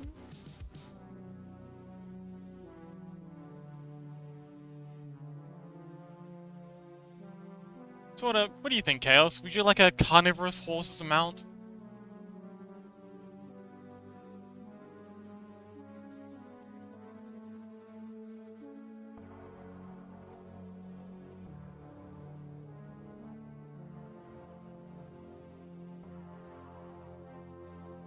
Would you trust a carnivorous horse as a mount?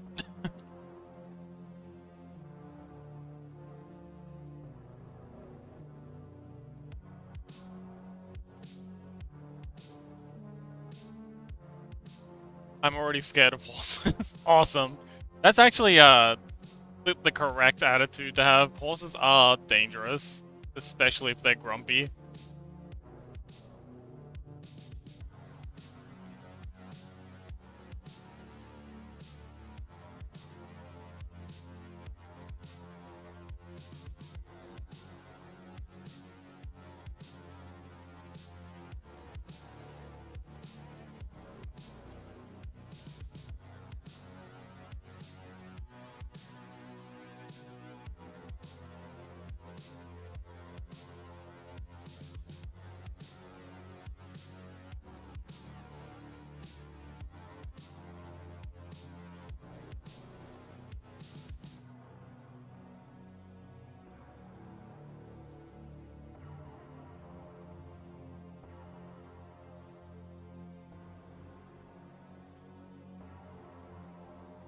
This is a similar style that I took to the Wendigo. If any of you've seen that, he's definitely gonna make an appearance in this world. I think Wendigos are kind of ideal for this kind of setting. You know, the whole American myth thing.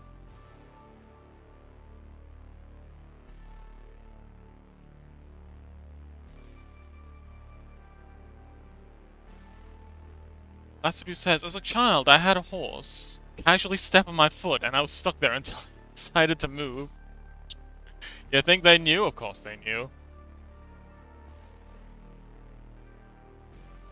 You know, 50-50 chance whether it, you know, did that intentionally. Immobilized. Horseshoes immobilize. It was super effective.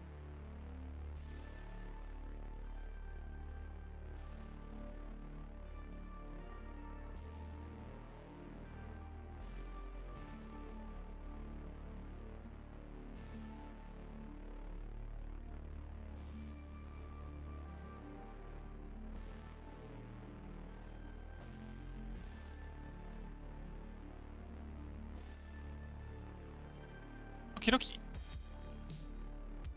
I want to do these buckles in pure white. But any jewelry sorts? You know, I should probably save this. I haven't saved this project since I start. Well, I haven't saved it at all. It's still untitled. Let's maybe get on that. Or something goes horribly wrong. As they are known to do.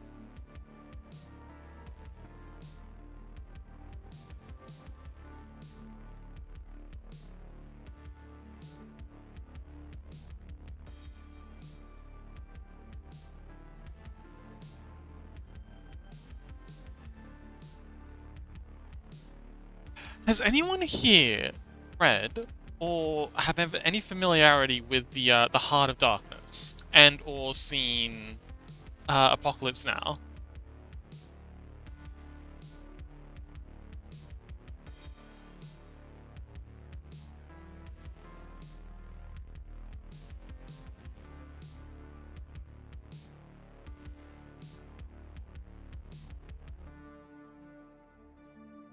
Oh man, you gotta get on that, Chaos.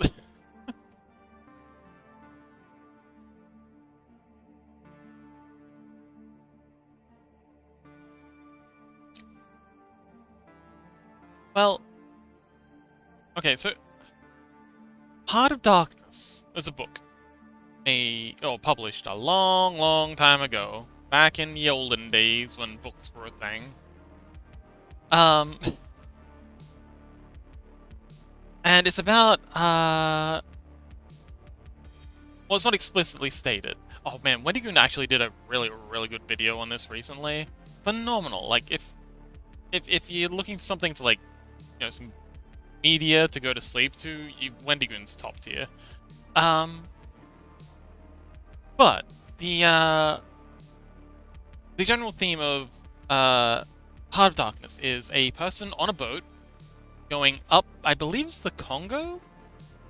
Never explicitly stated, but I think it was very heavily hinted at from, context and stuff. Guy going up river to, meet up with someone who's further upriver. I don't know again in the details, but I was just thinking that's a lot like the story that I'm trying to tell here with this. It's very much a Heart of Darkness kind of adventure. Like the players are kind of on this adventure on the railway tracks going west. But instead of like it being a boat on a river, it's a train on train tracks. So I'm thinking a cool name for it might actually be Apocalypse Rails. Just kind of like, because so Apocalypse Now is a movie that was made heavily referencing / inspired by Heart of Darkness, and this one's about a bunch of Marines and a CIA agent going up the Mekong Delta, I believe it is? Well, up a river in Vietnam during the Vietnam War to assassinate a general who's gone. And same thing again, just swapping boat and CIA agent. Wait, river and boat and CIA agent for rails and locomotive and cowboys. But yeah, I was thinking it would be, a good name for it might actually be Apocalypse Rails, because it is kind of like a very post-apocalyptic environment. Like the war has completely decimated everything, crops, livestock, everything. Just even a lot of the environment's just shattered from artillery and that kind of nonsense. But yeah, Apocalypse Rails. What do you think? Does that sound catchy? Does that pique your interest?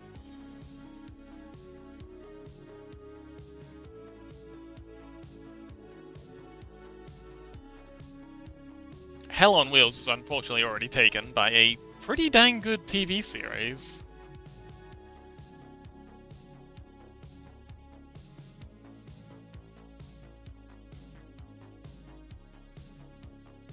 Otherwise, I definitely go with that.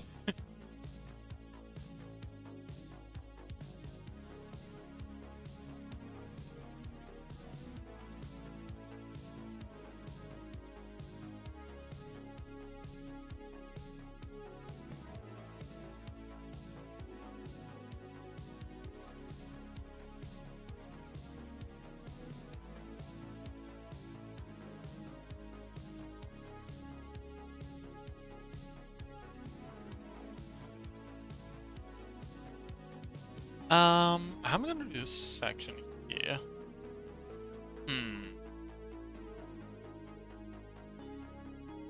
Oh, right, we're just gonna make this whole thing light up because it's metal. So I'm just making all the metal incandescent in this.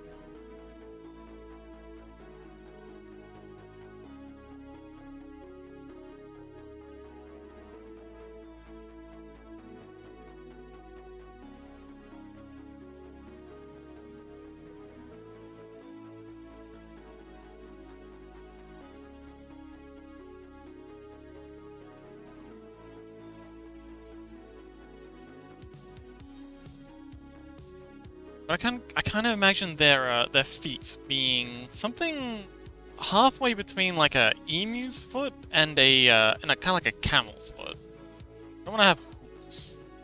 Hooves don't really feel like they'd be practical for a carrion feeder. They want something forward to, lacerate any prey I guess they have. Also for digging up gophers and stuff, like groundhogs.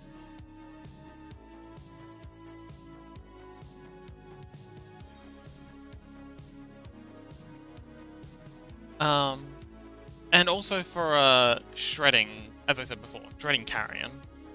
Carrion being like dead animals. Or people. I suppose there'd be a lot of carrion, given it's like a Civil War era. There'd be a whole lot of dead people about. I can imagine quite a few of these creatures having obtained something of a taste for human meat. So, there are stories of wild dogs during periods of excessive war getting quite the taste for human meat. Rest incoming? You said? Oh, thank you, Chaos. Sorry, Fuba? Yes. Very, very good point. There is a ISP reset incoming. Don't worry, you might just have to refresh your browser. I'm still here. I'm not going anywhere. It's just my internet provider is, and I hate them.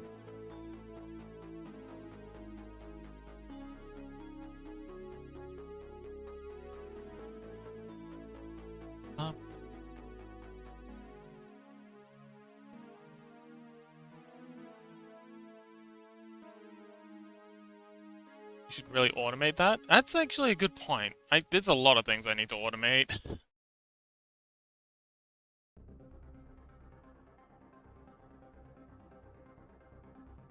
Wait, is the head too big? I feel like maybe the head's too big.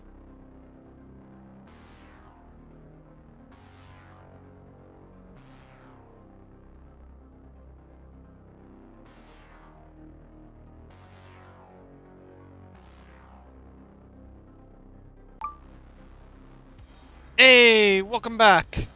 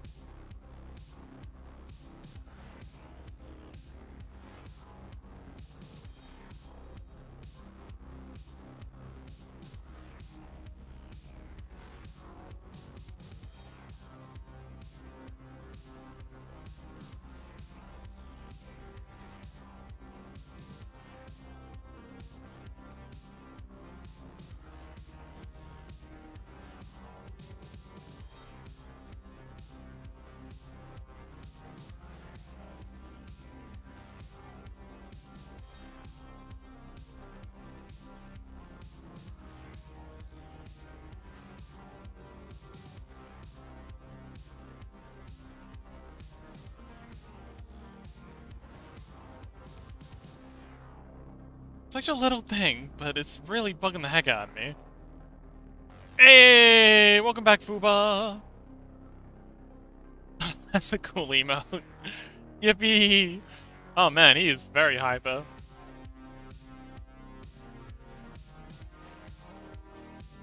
I'm in your stream. Yes, my stream. What about my stream?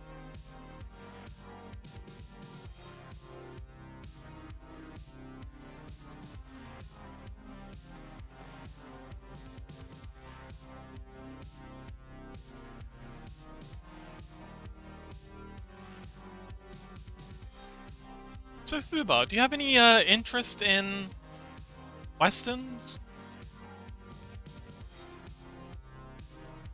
Fox, your stream is back in action after resetting. Oh, good idea.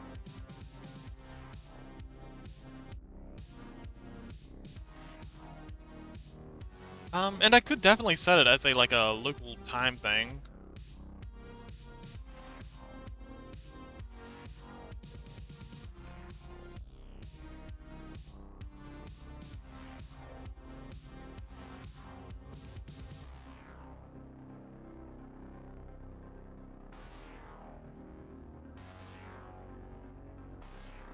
Okay, can't be shy about losing detail to the darkness. Because that's kind of what this is about. This whole style. Like, there's that saying what you can't see, things show don't tell? I don't know. I remember reading or watching, I think it was like a director's cut of Alien? Maybe it was Aliens. Pretty sure it was Alien. But they were talking about how the monster, it's just a guy in a rubber suit. And if you see the guy in the suit just kind of like walking down the street during the day, it's goofy as fuck. Like, he looks just silly. He's just like a silly guy. It's just a goofy, banana-headed thing. But you drape it in shadows, add some mist, have it slowly stalking around in a place where you can kind of see it, but you kind of can't. Then he gets kind of scary.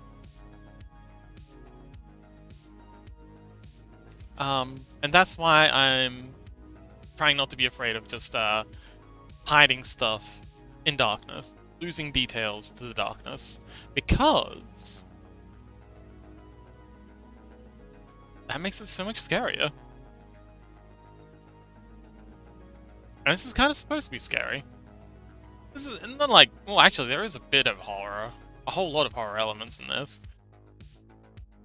And again, it's inspired by some very, very horrific literature. Like, Heart of Darkness is a terrifying book. It'll change you. Have a look at the same way, well, the same way again. Okay, that's being a bit dramatic, but point being,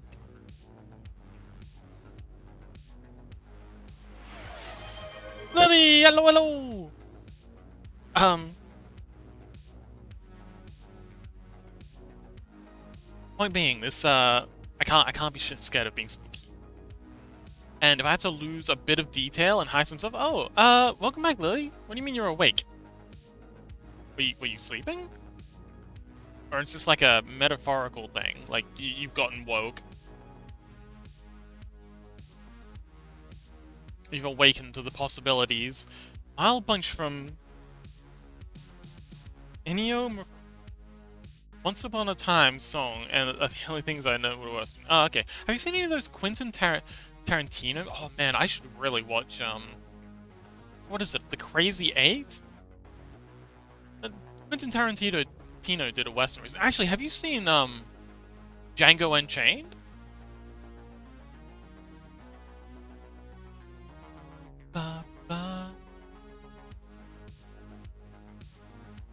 Lily says, I was half asleep when I was here before. Oh, okay. Well, that explains all the crazy things he said.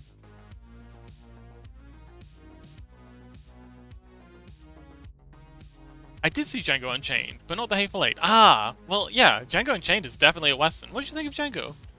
Did I? Yeah, you said some seriously deranged stuff. I was kind of worried about you. Well, I like how the saddle section's turning out. This is coming out great.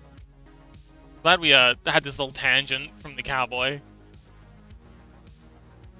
It's okay, Lily. I'm just gaslighting you. It's fine. You didn't do anything.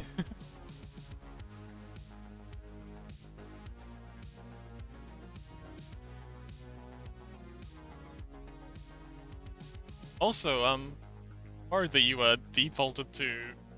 I'm sorry. Assuming you'd done something bad. It's fine.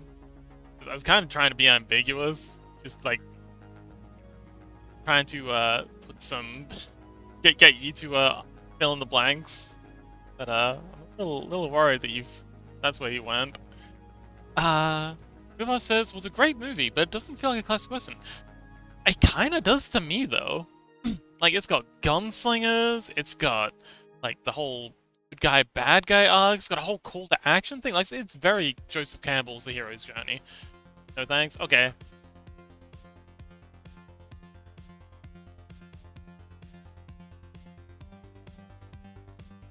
Like it screams western to me. I suppose opinions do definitely differ though. That's fair.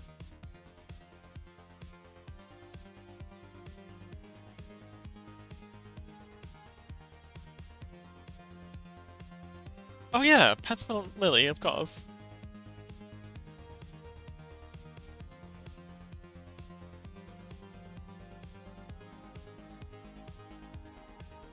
But I'm not here for long. Oh, okay. You're busy? Busy, Lily. Lily's always got stuff going on. They're a very person. Which I guess is good. Very popular. I'm glad you're You're so popular, Lily.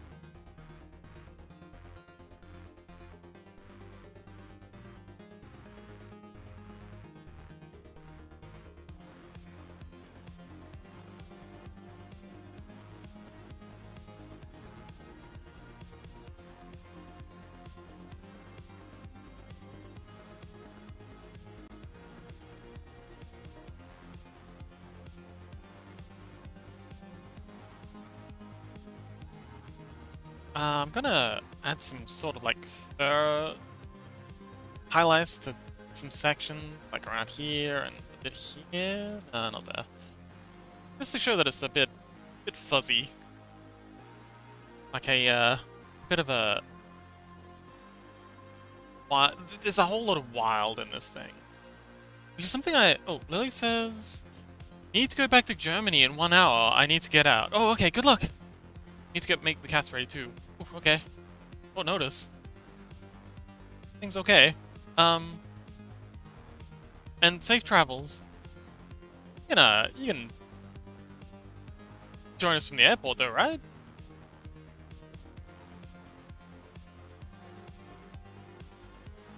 But yes, good luck. Let us know, when you get home safe.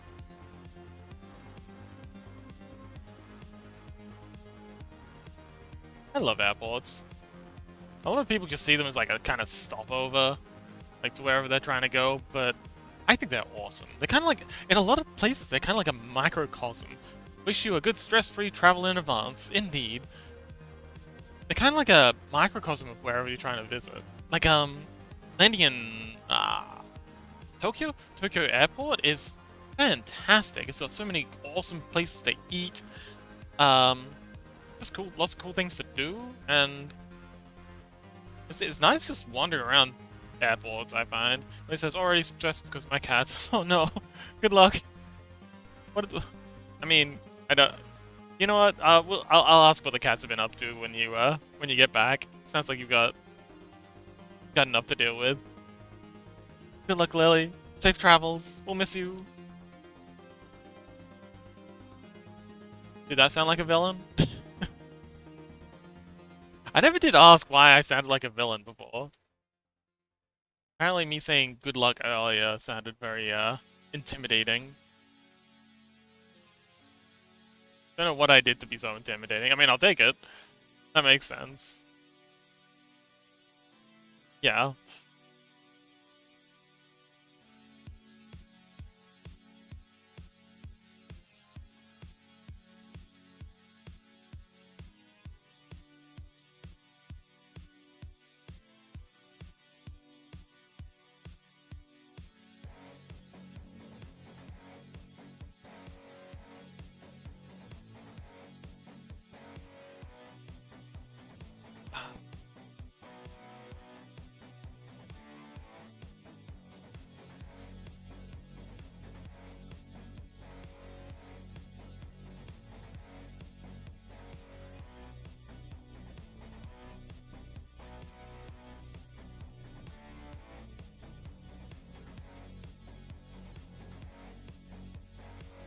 Gonna have a bit of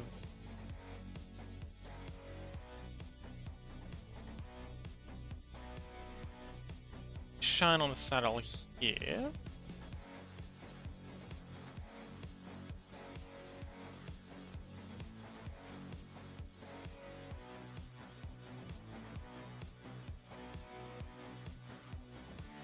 What about Hound Horse? Or Horsehound? Horsehound. Because it's kind of like part canine, part, you know, equine, I think horses are. If I should be for true, I should go to Germany Wednesday. I just missed my flight because I was dumb and slept too long. Oh, okay. Yeah, I've done that before. Good luck getting the second one.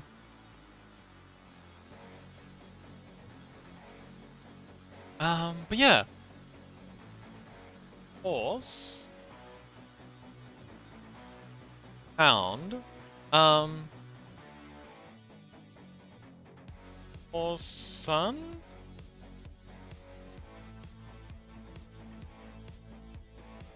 Hound. Rose? Sound. What about... Ray, welcome!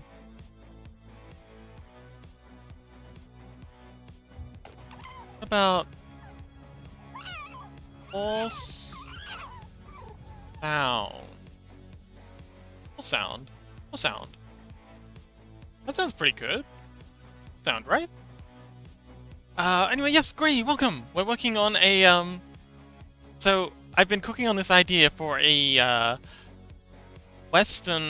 cowboy western version of the Mork Borg universe. So it's kind of like Mork Borg, but in a Civil War era sort of cowboys Wild West setting. Yeah.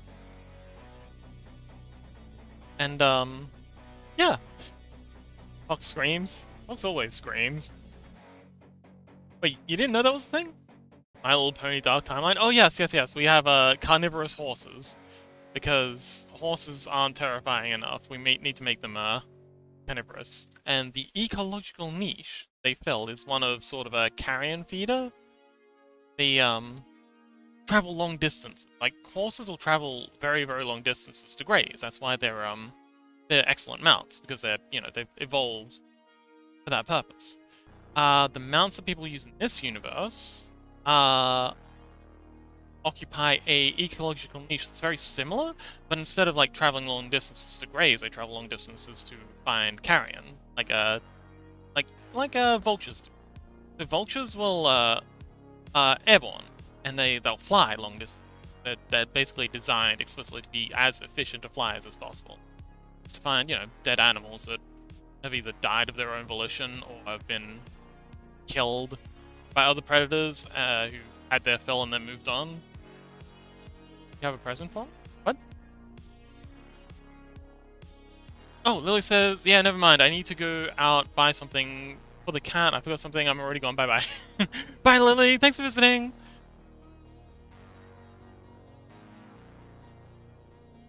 Lily's currently in a bit of a rush to catch a flight to Germany.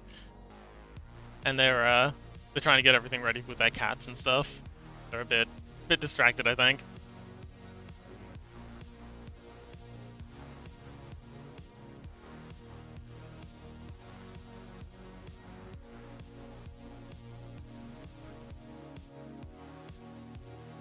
Yes, good luck, Lily!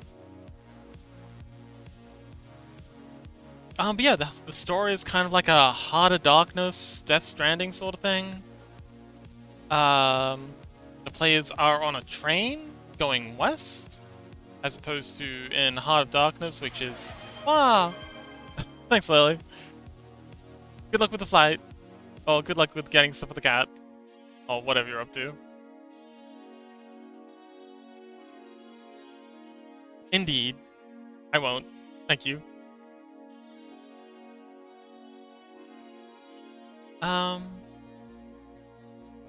Thing?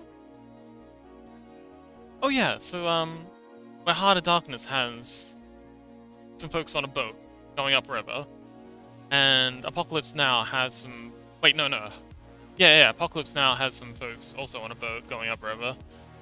This one's gonna be some folks on a train going on rails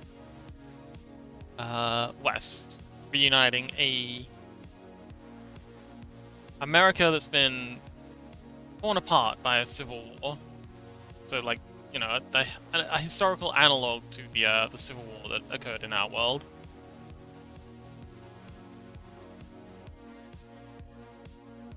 And yeah, it's set in a world that's kind of like Mork Borg America edition.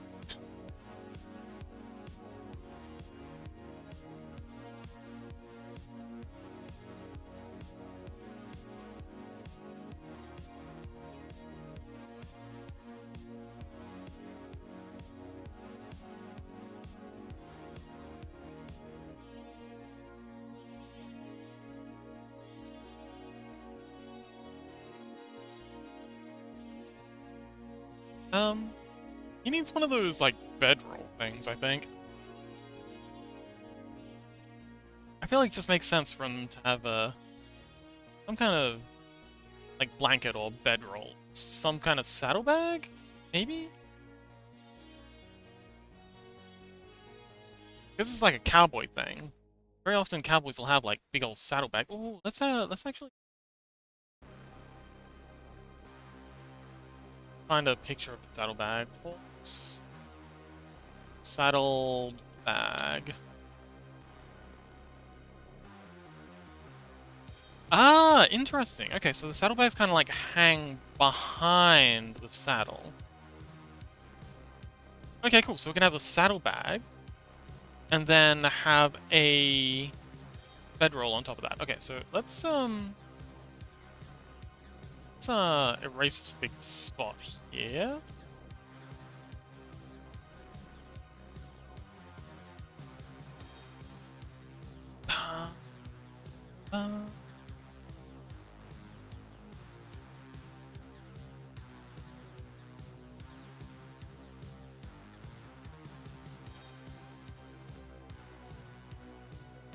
This is cool. Okay, I like this particular saddlebag. This is really neat. So yeah, I'm gonna add a saddlebag. I'm gonna have like a big old bedroll on top of it.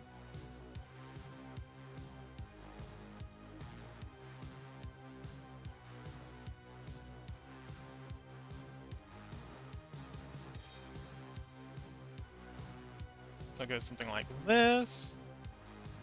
Oh yeah, this is actually heckin' important. Gotta keep things practical. Like, you know, if the viewer can see this thing and be like, oh yeah, that looks like, you know, even if they don't know exactly what it is or what it's for or how it works, if they can look at a thing and be like, oh, this is for that, it really helps to ground the piece in something tangible.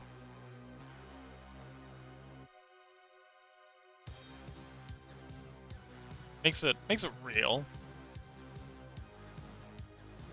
Yeah, these would be like little saddlebags for thing. I don't know, dried meat for the horse, supplies, need some knickknacks, trade items perhaps. Maybe this is the trader who's going point A to B, exchanging goods. We're just gonna give this one clip because they're important. They're expensive. And kind of tricky to draw, so I feel like, you know, we don't want to go too over this.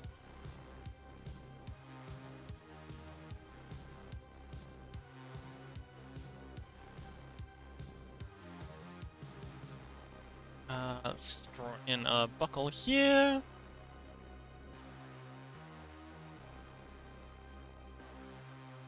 And then there's a big old bedroll. So, Gray, how you doing, buddy? And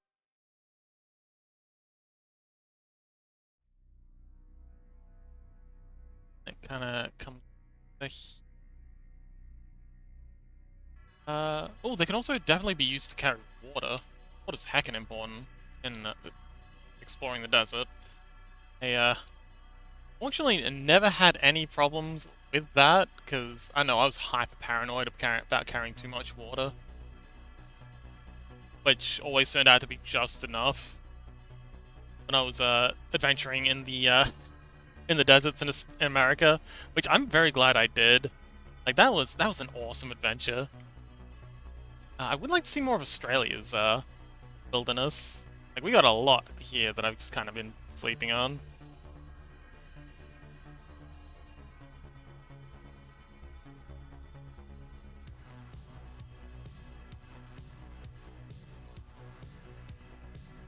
And there's going to be a strap over here that kind of comes over.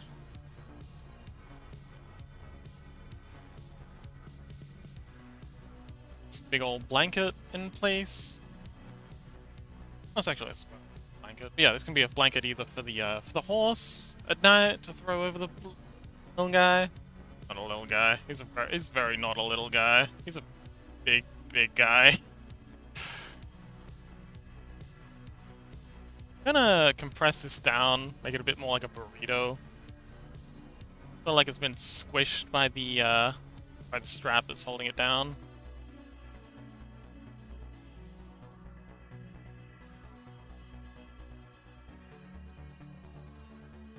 And let's give this one 2 straps. Give it a strap over here. Strapping bag.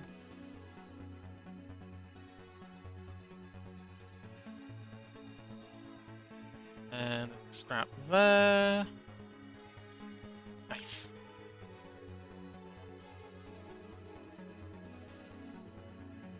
Yeah, okay, cool. Let's start adding in our highlights. It's gonna be what actually defines its shape. Like so. And like so.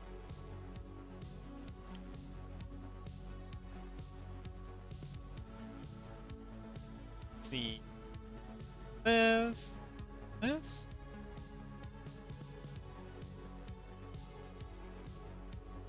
Then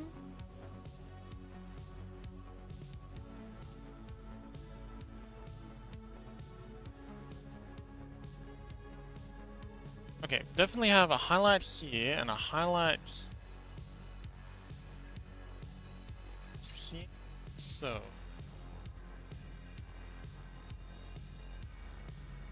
bottom of the back of the strap, I think we've only got like a little bit here and a little bit here. Highlights for the blanket would be, I guess, something like this.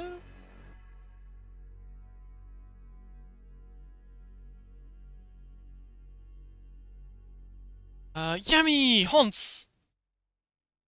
No, it's not a haunts. It's a, full sound. It's a, meat-eating, it's a carnivorous, carrion-feeding horse. I'm working on a, sort of... Oh, hey, it's my favorite song again! It's kind of like a, I don't know if you've been following the Mork Borg stuff. This is kind of like a cowboy western version of that. Do you know...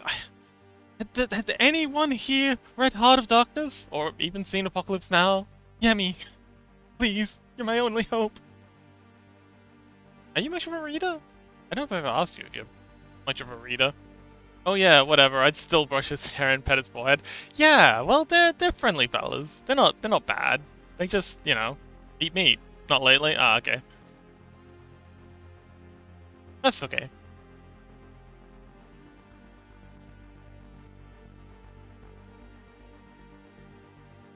The highlight across here.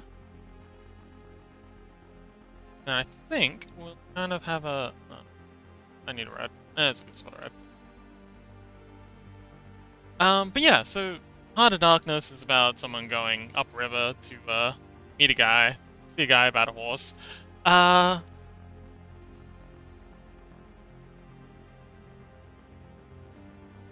And this is kind of like a version of that, but instead the players are kind of going on a railway track, on train. They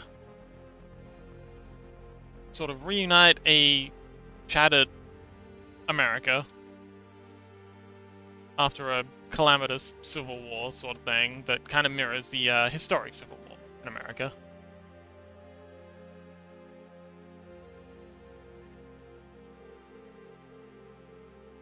But yeah, that's what I'm up to. How about you, Yemi? What's going on with... Okay, so we need to somehow shine a light in here. How do we... We need a light in there. Paint this black.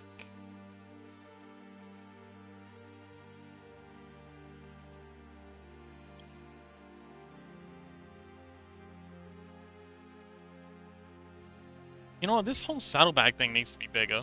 Much bigger. I mean, it's cool, but, not big enough. Just played a game of Teamfight Tactics. I won! Well done!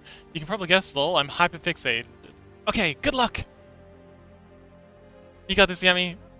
Whatever you're hyperfixated on, I'm sure you're gonna win so hard.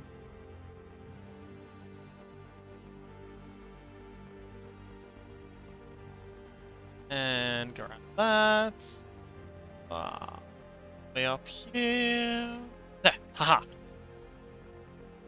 I'm on the wrong layer. I'm gonna control X this. Put on a new layer so it's manage. Yeah, this is better. Yeah, this definitely needed to be much bigger.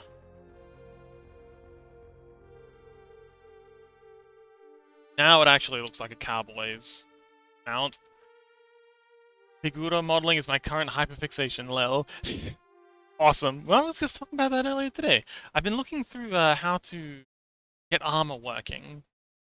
Have you, sorry, I know you're hyperfixated, but just, I promise, one question. Have you managed to figure out getting armor working with custom characters? Particularly ones with, like, you know, portions that are way outside of, you know, the normal Steve stuff? I have not. Okay, cool. I'll be the first one. As soon as I figure it out, I'll show you. Yes!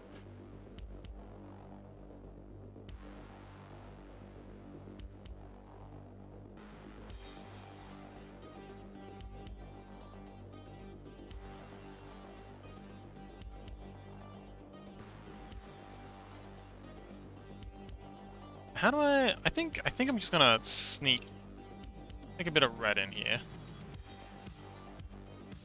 Just to kind of like show that this is going on.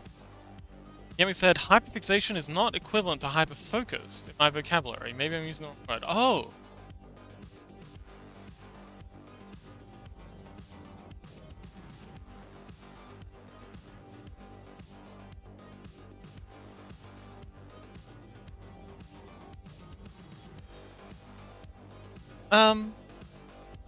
I don't know. I mean, language. I don't think there's really that much of a right or wrong way to use language. You know, language evolves and all that. But for me, hyperfixation is kind of like a you know, you're locked in over like long periods of time, whereas hyperfocus is kind of like a more short-term thing, intense hobby. Yeah, but it's kind of like something that you're locked in on for long periods of time, at least for me.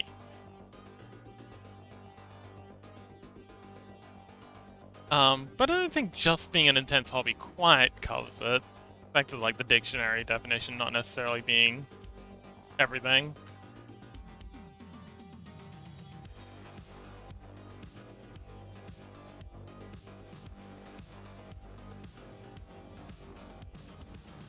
I think language is what we make it. Drug. Fair enough.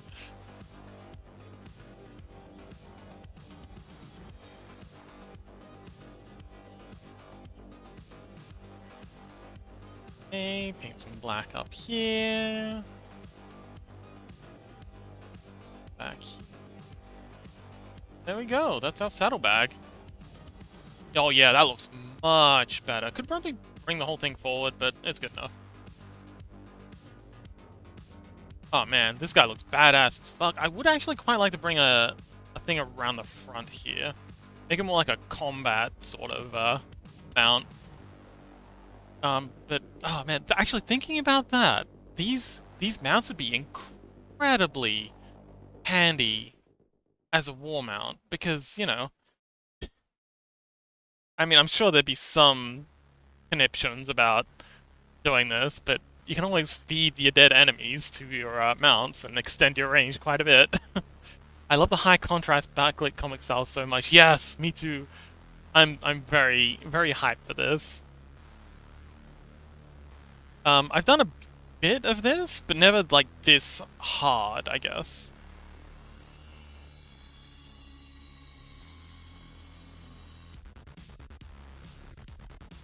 Yeah, they look like they can climb. Oh, yeah, they probably could. They'd be excellent for like rough terrain, but horses in general are pretty good at rough terrain. Like they look like they're kind of spindly and fragile, but they're kind of not.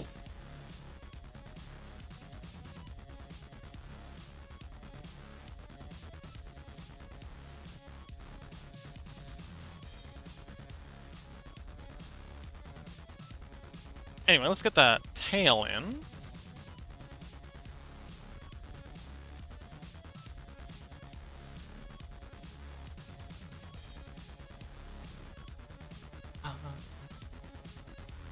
Now I really want to see Fiddlesticks. Oh, that's a great idea! Oh my goodness! That's okay. That's a fantastic idea. So I want to do a Wendigo monster. Wendigo monster. A Fiddlesticks kind of scarecrow monster would be epic. Because that scare cow? Scare cow? No, scarecrow. I'm gonna spell it with a K because we love crow.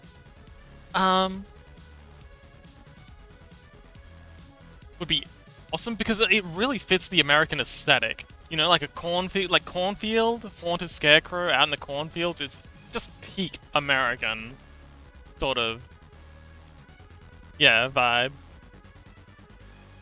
Fiddles. Six. Yeah, Wendigo, Scarecrow. I also want to have like a giant, like, fruit bat kind of thing.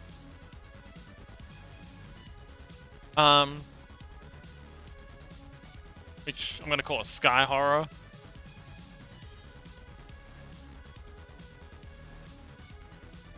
So, like, just imagine scaling up like a flying fox to bear size. It's basically a flying bear that only comes out at night.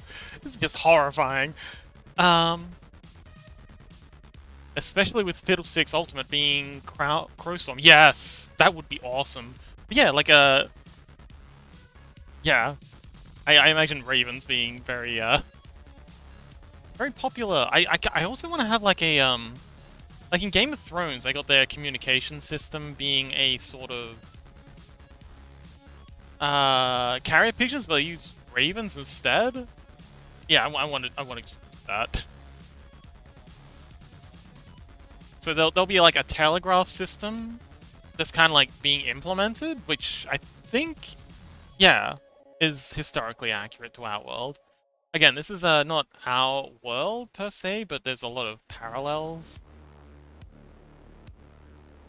But yeah, so there'd be telegraphs, but a lot of people would be communicating mostly with crows. So there'd be a lot of ravens out and about. Ravens, crows, whatever.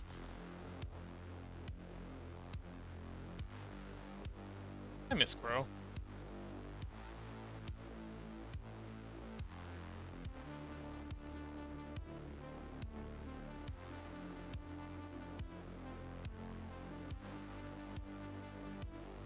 Alright. Grab some red.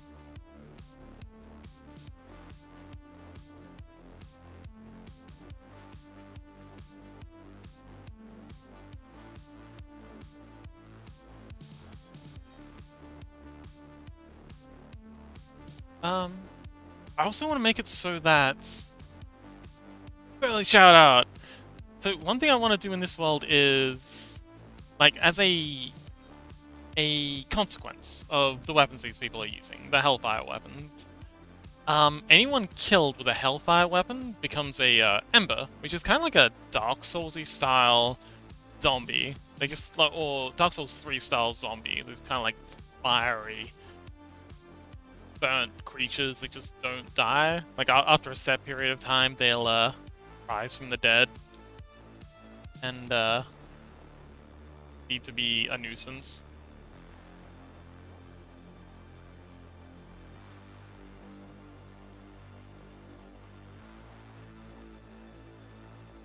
Alright, so that's our horse hound. That was a fun little tangent. Was not expecting that.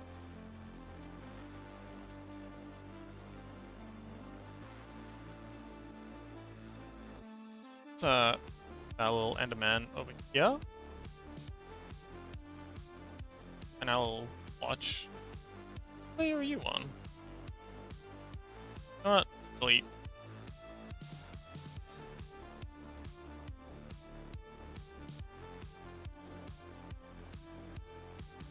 Again, there we go. Splooch.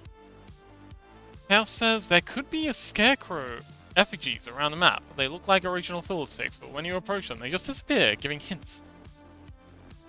Huh.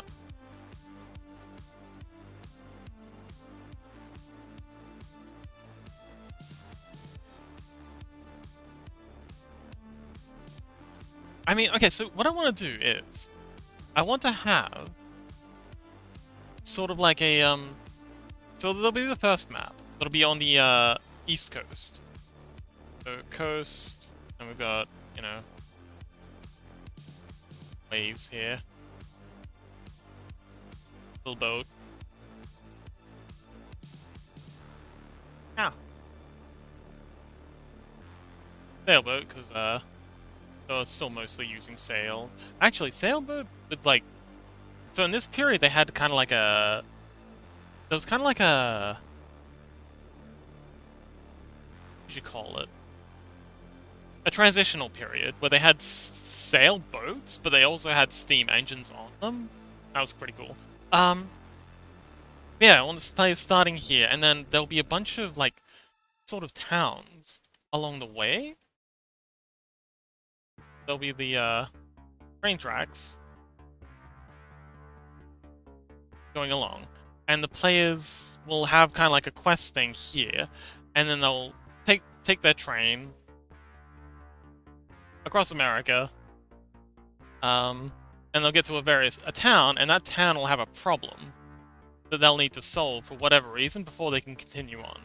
And there'll also be like forks and they can get some information on what the next place might be and what they can experience. But the point is that they're trying to go from east to west coast. But yeah, one of the things could absolutely be that one of these towns has, you know, a problem with a scarecrow that for whatever reason is tormenting the town, and the townsfolk refuse to help the players, I don't know, refill their engine or repair the tracks or whatever until they help them deal with or figure out what's going on with this crow. It is League lore, I believe. Yes, I've seen the Fiddlesticks lore vid by Necrit. That it looks like a normal scarecrow and then disappears when you get close to it. They're used to lure in victims. Fiddlesticks. Fiddlesticks. Ow. Okay, yeah, I'm not doing that. That will destroy my voice in a short amount of time.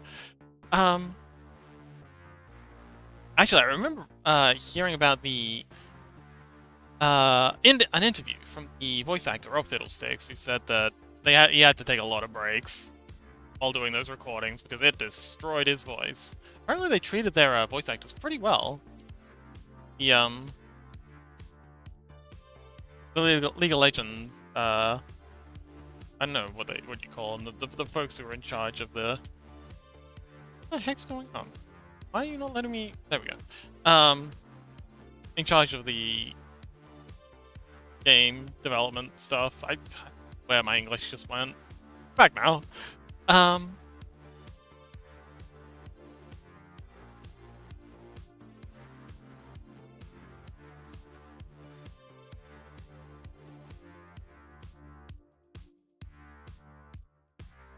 Was thinking of a Fiddlesticks because I played some ranked games and with it and won all. I had a lot of fun. Oh man, kind of bad I missed out.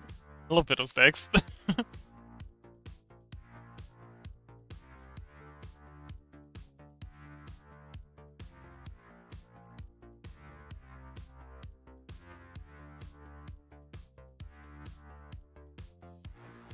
Oh, Fiddlesticks has a High Noon skin, doesn't he? It's like a Bandito skin. It's pretty epic.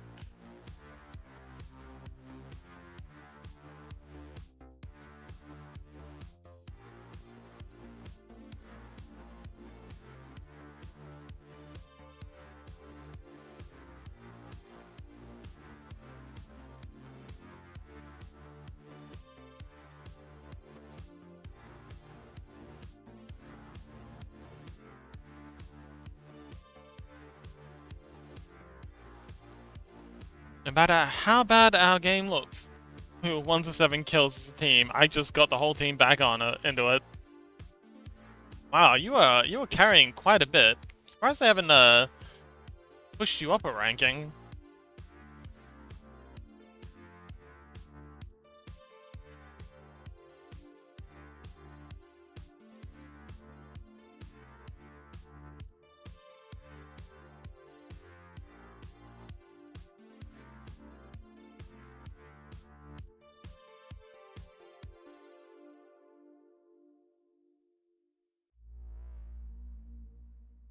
Alright, there's our horse sound. I think that'll do. Actually, hang on, I gotta add some back of this. Never mind, not done. Christmas is cancelled, kids.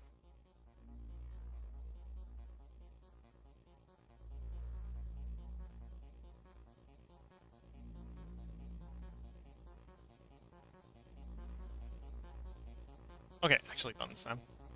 Probably. Hang on.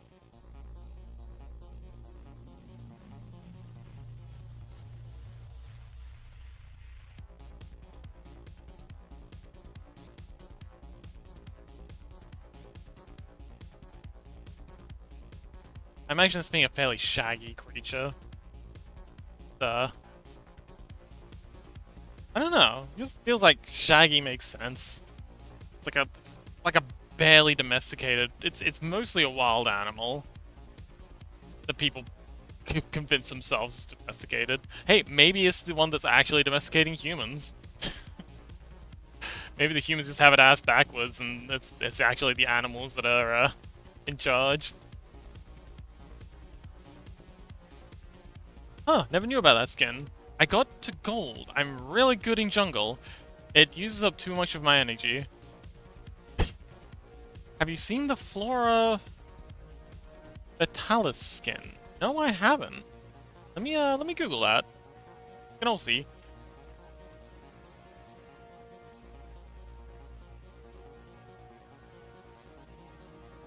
Flora Vitalis Universe. League of Legends.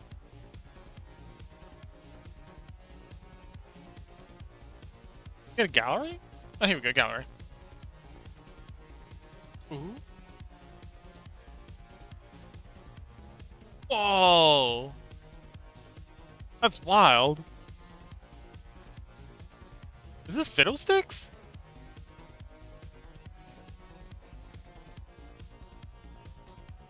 Ooh, pretty. Oh, I love this shot. This is an excellent shot. Oh, this is a nice pose, too.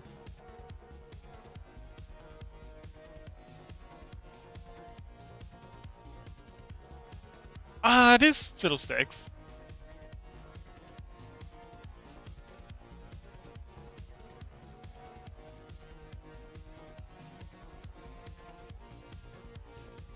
I do love this idea of having like a really pretty face. Oh, this would actually be really cool. Another really cool monster.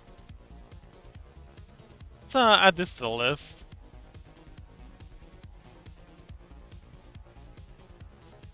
For Alice. The splash art.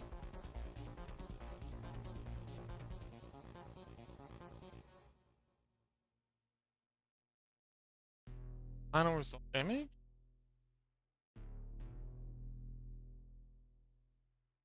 This one? E. Pretty cool they give us a work in progress.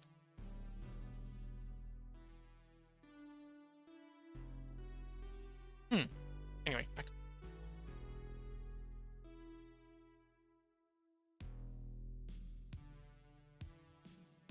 anyway, we would working on a cowboy. I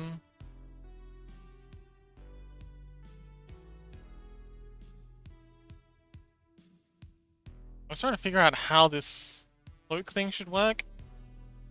I think I was just getting too into the weeds with it, so I'm just gonna get it done.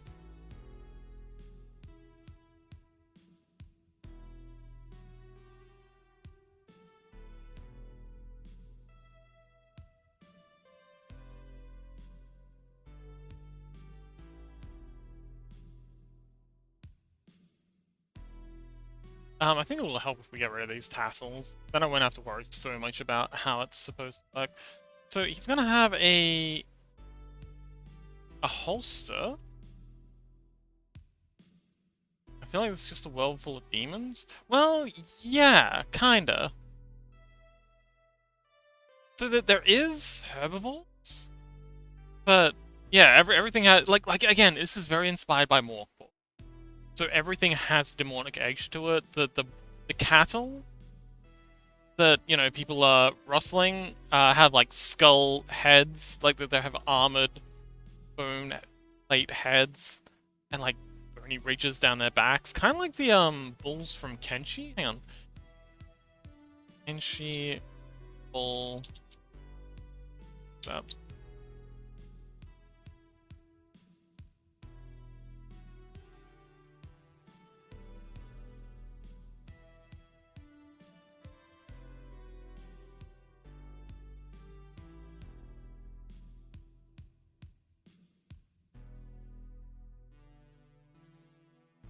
Bone exoskeletons? Not an exoskeleton. Exoskeleton is not the same thing as like bony plating, but something like this. Actually, this make a better example for the bison, but yeah. But yeah, everything's got a sort of... Yeah, it's not the same as Outworld. Very...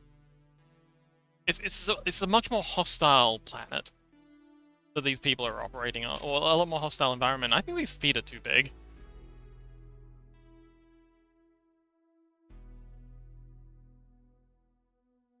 Sorry, random tangent.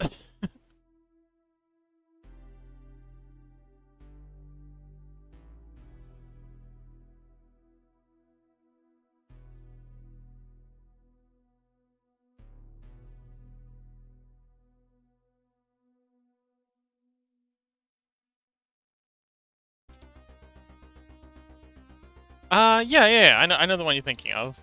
It's got a kind of like helmet, bony helmet for a head. But yes, absolutely like that thing that neither of us can remember the name of.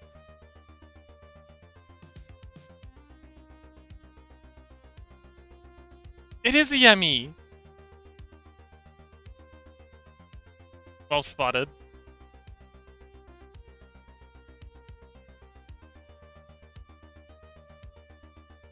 Oh, that looks much better. Oh man, those feet were way too big.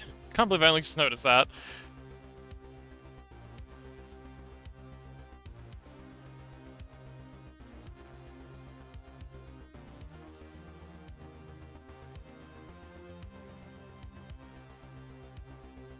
I think Kha'Zix would fit really well in this world too. Hmm. Is that another league champion?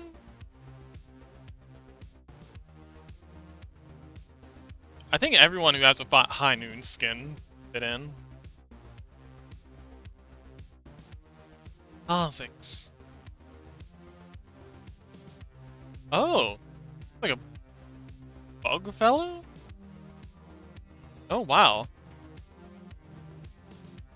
Yes, I really want to have a bunch of sort of American fantasy, no, American urban legends.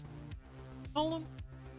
You know, folktale kind of creatures, like the Sasquatch and Yetis and stuff like that. Oh, Yeti! We need to add Yetis. Um,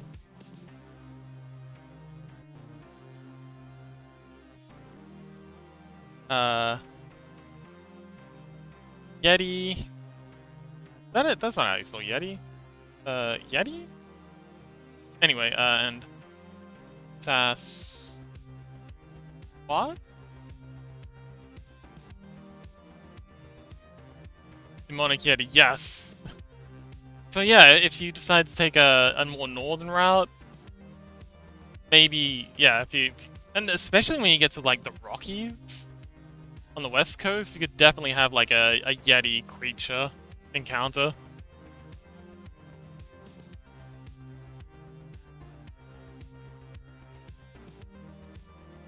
Um, and oh man, you could also go like south and have some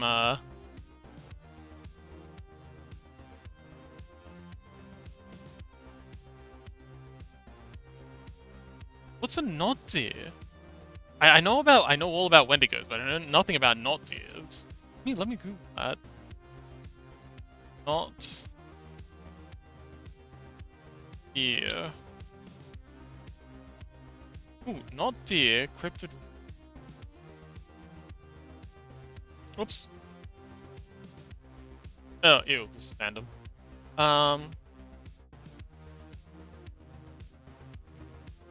Whoa! That looks cool! Uh... The not deer has been a frightening people for centuries. I recently began listening to a podcast about Appalachian region that I recommend. It's called The Old Gods of Appalachia. Ooh. And it talks about legends from around the area in story format, starting with the Anglo-Saxon colonization of the Appalachians and the Scots-Irish and the indigenous tribes that were here before. While it hasn't mentioned them yet, it reminds me of the Nod deer, so I thought I would write an article on them. While it stems from multiple sources, with multiple variations, according to the Skeptical Inquirer, a webpage dedicated to a Tumblr, blah blah blah.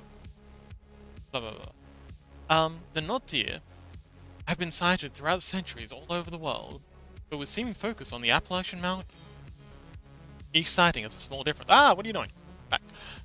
Each sighting has a small difference, but with some things in common. Most people who have seen it say that there is an uncanny intelligence behind their eyes, which are often forward-facing, in the way predators seem to be. And they have joints that bend in weird ways. In many ways, it seems similar to a Native American monster, though without the implications of where it comes from, and the taboo about saying the name of it. Oh, right, that's right. We're not supposed to say the W word. There are multiple pictures and videos of the creature, and though many may argue they are fake, that remains to be seen. But those pictures show, however, is the Nod deer eating meat, something which most deer don't do. Well, neither do most horses, but we're already messing with that, so I think this fellow will fit right in. Okay. After all, narwhals exist, and what if they are not dolphins? Yeah, that actually sounds really cool. Definitely adding not deers to the list. Not deer. Most American champ lol. Oh, the most American champ in LoL is probably Graves. He's just a dude with a shotgun. Oh, the list is for other potential creatures I could add to the world.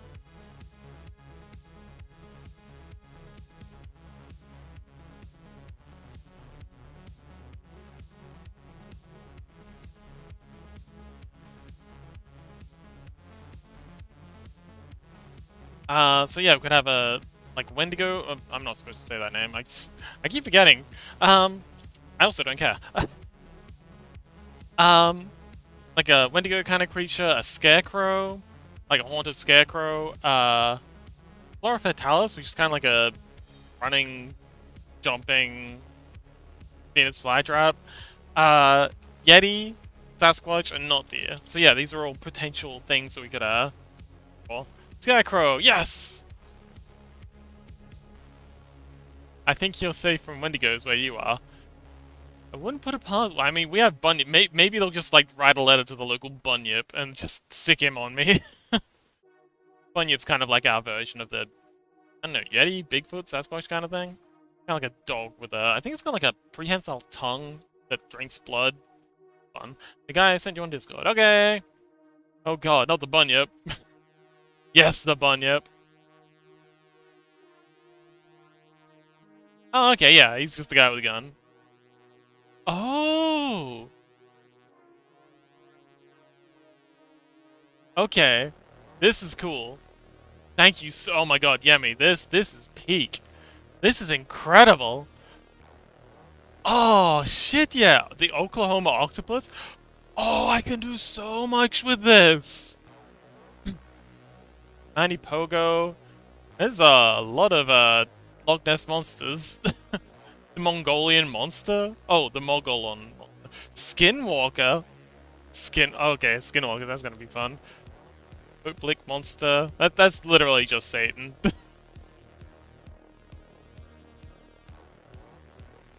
That's just a goat furry. Hey, Yummy, look, it's you! um...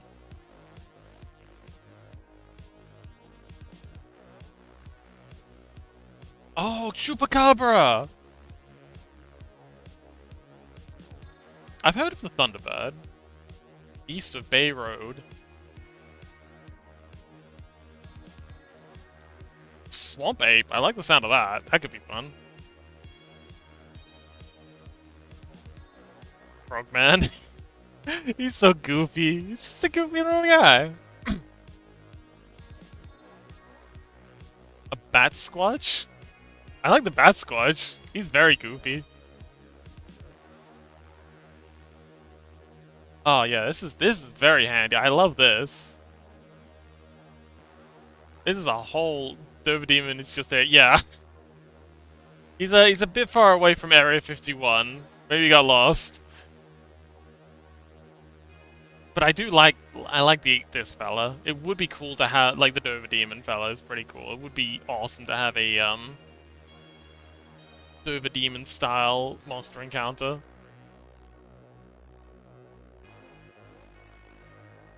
I don't see rakes anywhere there, but maybe it's not a native cryptid. Let's see. Booba just sent me a Onacon? Oh god. Okay, yeah, thanks, Booba.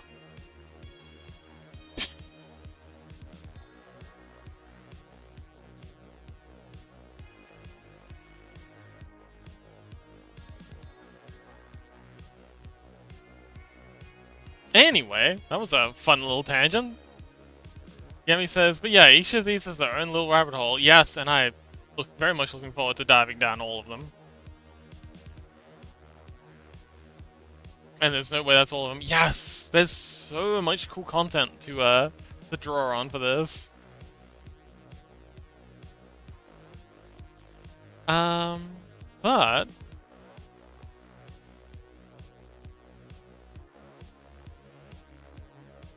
getting back to our esteemed cowboy.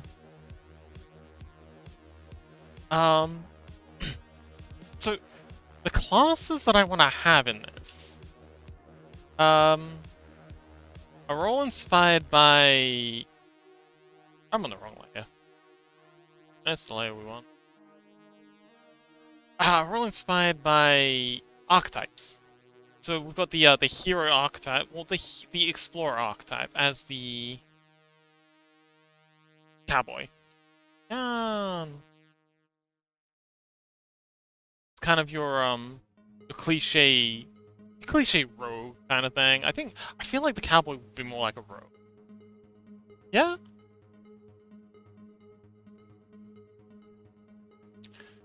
Right? Like the quick draw, kind of always out on their own. Just an island of a man.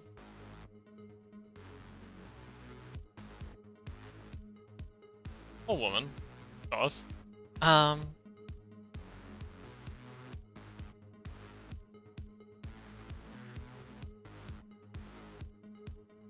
Oh, you're on this layer. Okay, let's wait a minute. Oh, the face is on this layer. Okay, let's that out.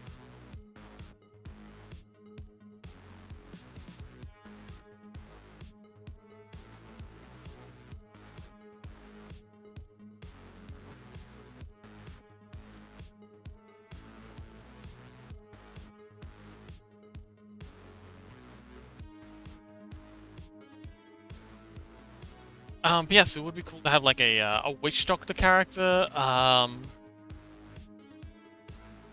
Let's think. So we've got the gunslinger, classic. Maybe like a soldier. Fox did not appreciate. It was a tiger thing shitting on a guy's shield. I'm not diving any deeper into that. I appreciate the attempt.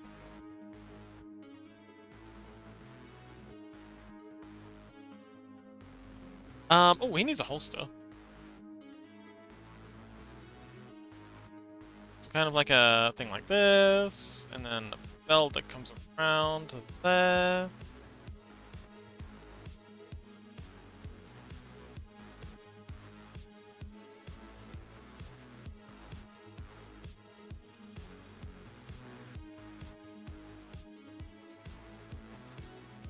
And then, sure do. Sure do what?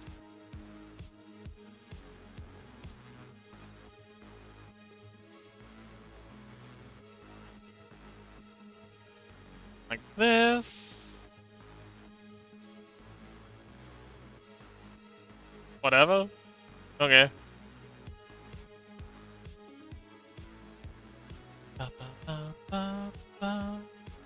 Then I think it goes something like.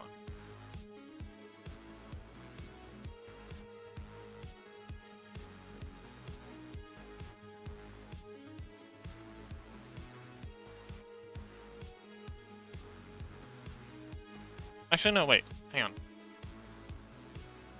on. But yeah, so in the Gunslinger series, or the Last Tower series, sorry, cowboys are kind of like, well, the gunslingers are kind of seen as kind of like a knightly order.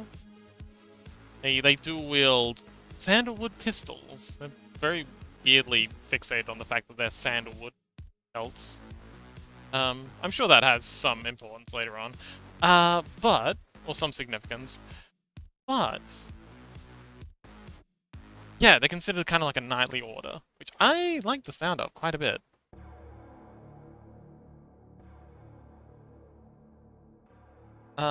The idea of these gunslingers being sort of like a Ronin kind of warrior class that's, just kind of like out there solving problems, kind of like witches, I guess. About werewolves? Huh. I suppose. Yeah, it can definitely add werewolves. What, you mean as a playable class or as a monster?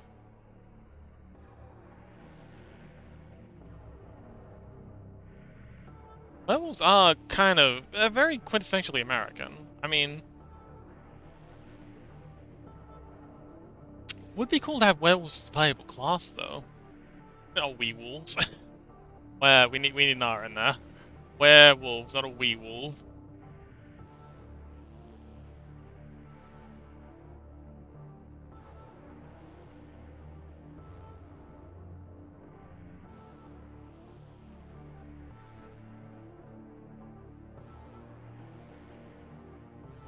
Exactly.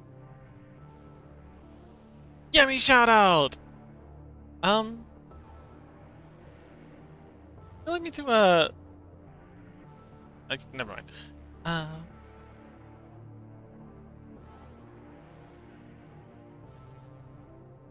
does the origin of the cryptids matter? Absolutely, it does matter. It should ideally be an American cryptid. European ones, because again, this is supposed to be so. Mork Borg's whole thing is they're largely centered around Scandinavian cryptids, and that's kind of like their whole thing. Um, um, so this is kind of like a American West, well, West, an American version of that. So instead of taking like having goblins and trolls and that sort of thing, this is again more Wendigos, Sasquatches, that sort of thing, not deers. So yes, want to avoid European specific creatures because that's already been done a lot. Yemi says werewolf? Oh, werewolves is accurate. When I played Werewolves, the Apocalypse, my party and I like pissing on random stuff at random times. It could have been a drinking game. Oh no. Definitely inviting you along when we have our first game of this. But yeah, werewolves as a playable class would be cool.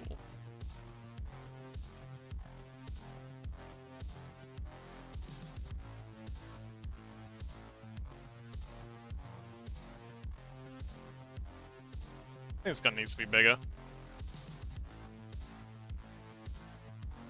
Someone's gonna take you seriously around here if you don't have a massive gun.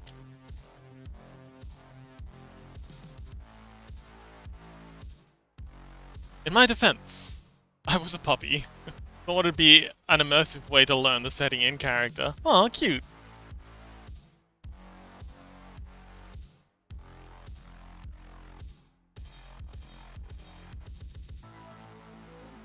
Oh, hang on. Okay, I got something I got a few things I can bring straight over here. Speaking of puppies, let's,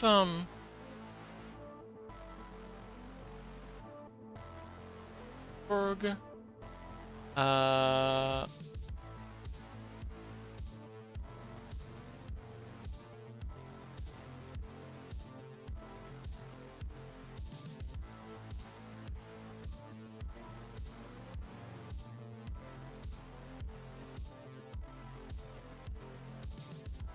Why is there only one character's work in progress? I thought I had more.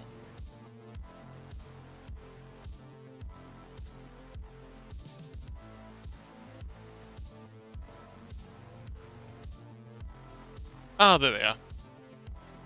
I'm just terrible at organizing my files.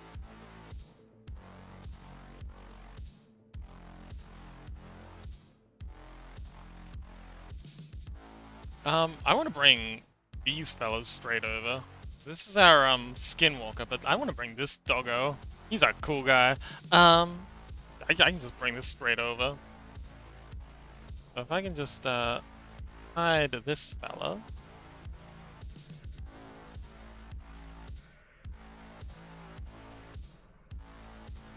And then hide our background.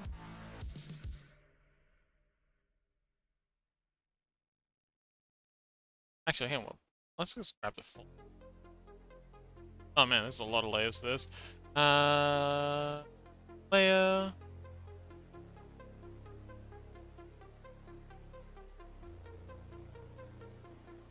Oh, there he is. Oh man, he's big. He's a big boy.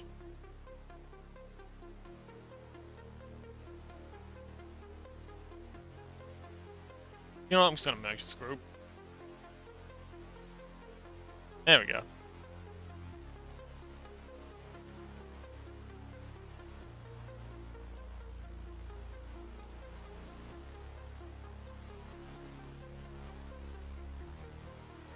It's a good boy. The fluffer.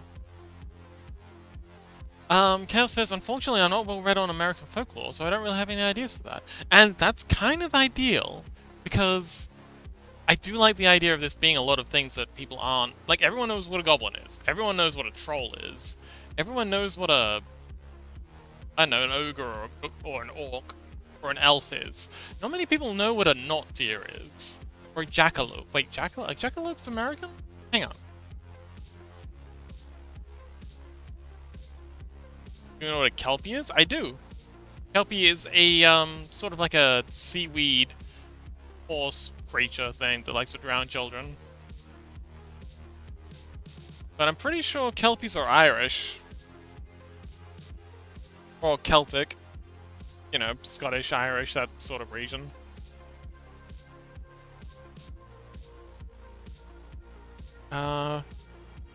Jackalope.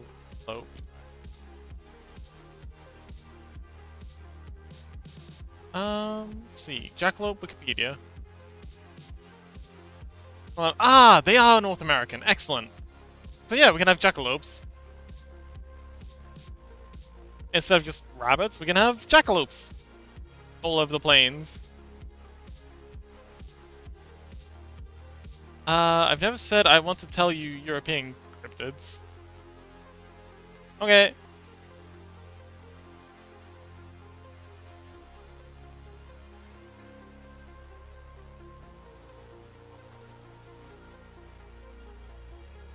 Okay.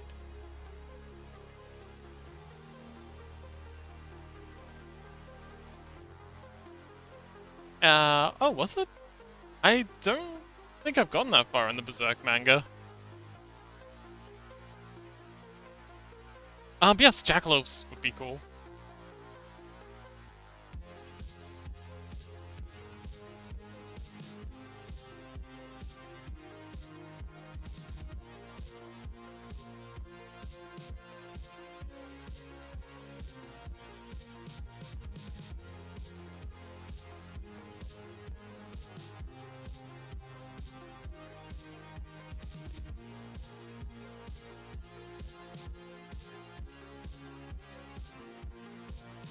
Also, the rabbit you just showed reminds me of, Wolpentinga. Okay.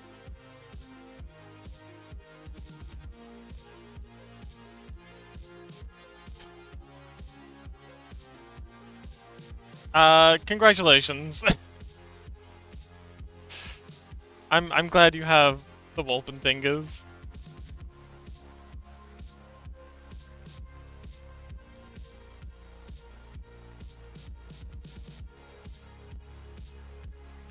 Um...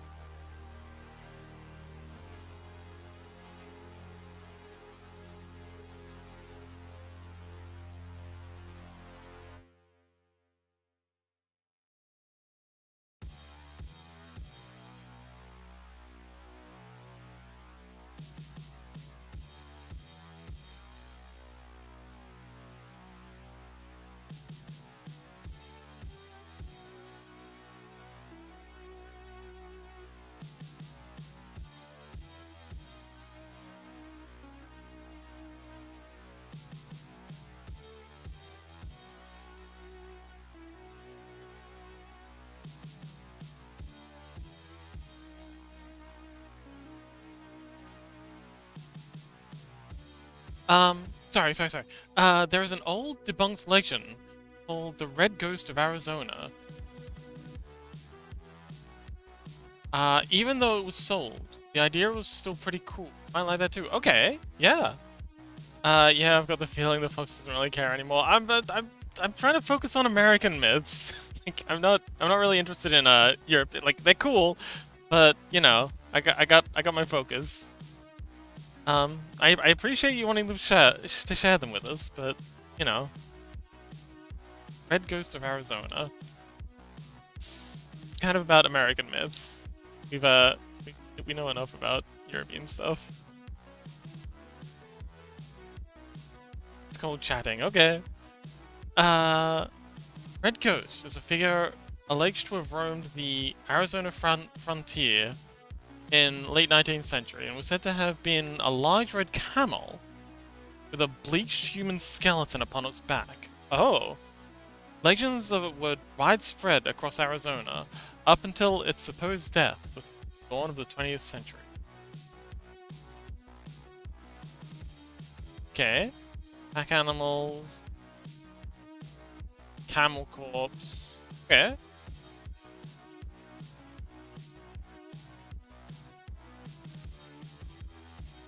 No. This is cool. I could definitely have.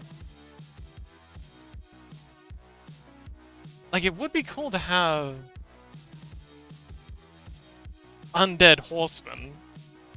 Well, not even that. Just like, well, camels with just dead people on them, riding across, just like an event.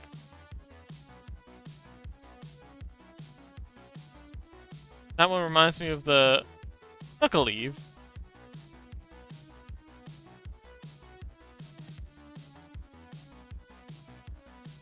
Sorry, Fuba says that one reminds me of the Knuckleave.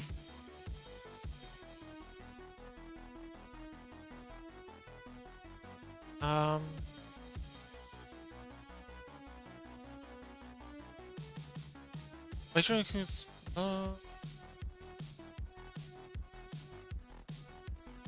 Oh, the legend began when two men left their ranch near Eagle Creek to check their cattle. While they were out, one of the rancher's wives heard the other woman scream, and the dogs began loudly barking. She rushed to the window and saw what she described as a huge, reddish-colored beast, ridden by a devilish-looking creature. Proceeded to lock her front door and wait for the men to come back. And finally returned. They found the other's wife had been trampled to death. The men followed the footprints left by the creature the next day, found red hair in a bush. 6 days later, a group of prospectors reported seeing something tearing through their campground. Red hair was later found at sight. Again spotted. 30 feet tall and knocking over 2 wagons, with red hair again being found. The legend would quickly spread and various tales being told. One described the creature killing and eating a grizzly bear, the other said it disappeared into thin air when chased, and all the tales agreed that the skeleton of a man was on its back, a cowboy tried to lasso the beast. Oh, a cowboy tried to lasso the beast, was knocked to the ground, and nearly killed by it. Not before seeing the figure on its back was a skeleton. A few months later, a group of 5 men shot the beast, missing the camel but shooting the head off the skeleton, finding some hair and skin still attached to it.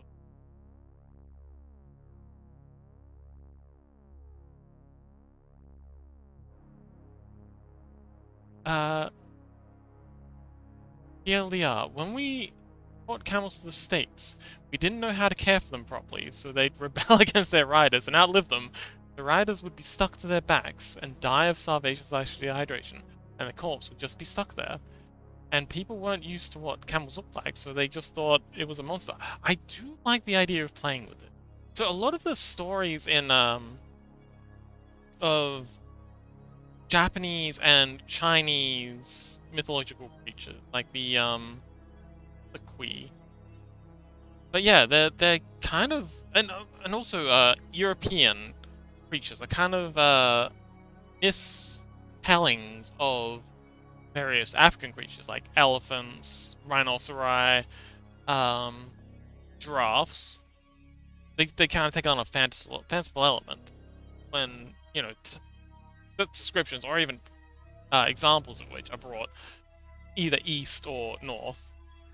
I do like the idea of what, like, making a creature based on just the description of what a camel is, but not actually like a camel, like some kind of monstrous beast, 30-foot high, long legs. It has this big hump, devilish appearance, red hair, and then just like put a human skeleton on top and just have this thing kind of like rampaging through a town or something, just terrorizing the local populace. And it says it ate a bear at one point.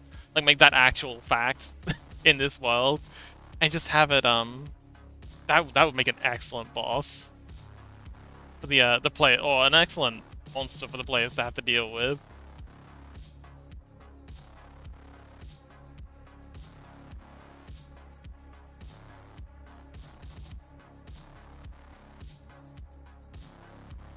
Layer am I on? Oh, there we go. Adding some little things to the buckles.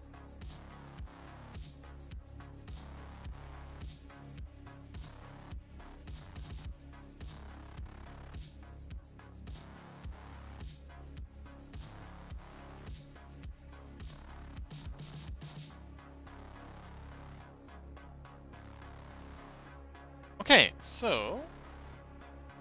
Oops. I don't know, this doesn't really feel like it works. It's not dynamic enough.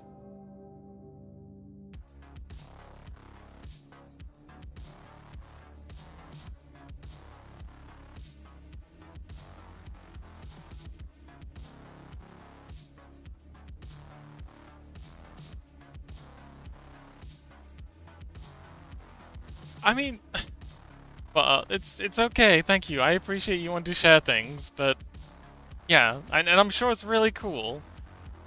Like Knuckle Leaves. Okay, let's look up the Knuckle Leaf.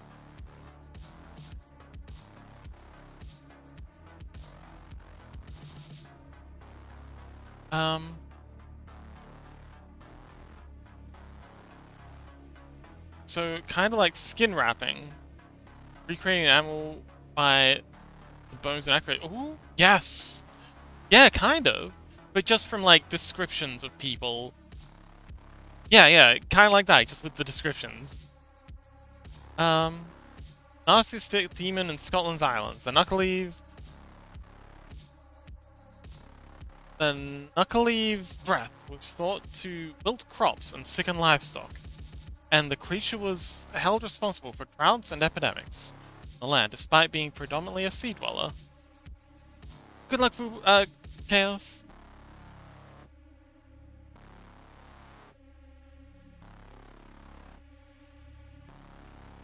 Orcadian folklore had a strong Scandinavian influence, and it may be that Knuckleheave was a composite of a water horse, Celtic mythology, and a creature imported from by the Norsemen.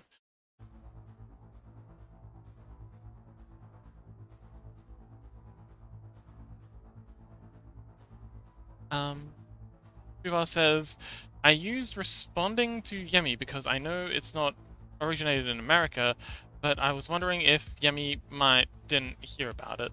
Okay.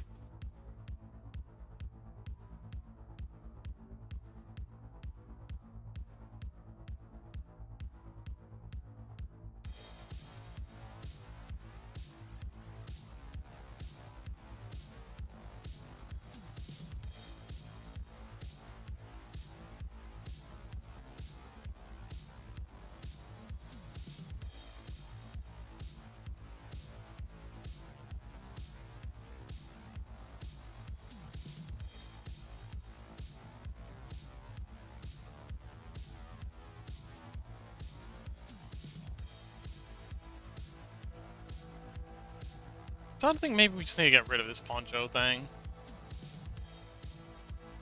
I love the idea of having a poncho on this fella, but I don't know, it's just not working.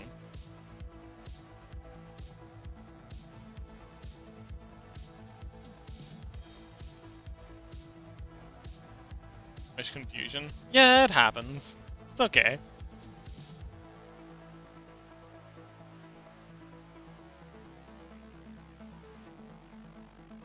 Okay, we're gonna try this again. I'm gonna duplicate this layer.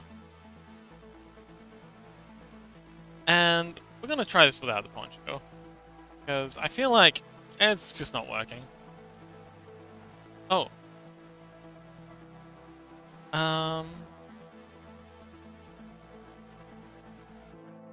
So yeah, scrapping the poncho. It was worth a try.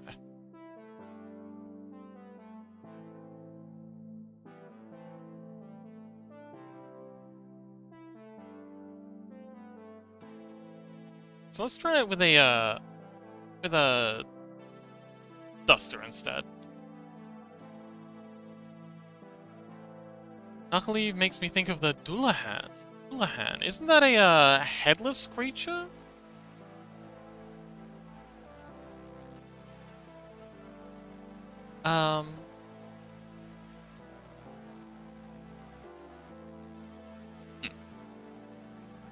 Where have I heard that name before?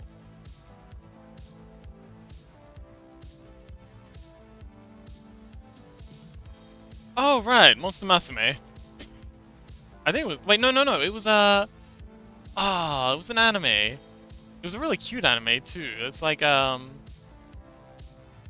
Monster High School? Something? Welcome back, Chaos! Oh! Dora Dora! Yes, I think so. Hang on, let me Google that.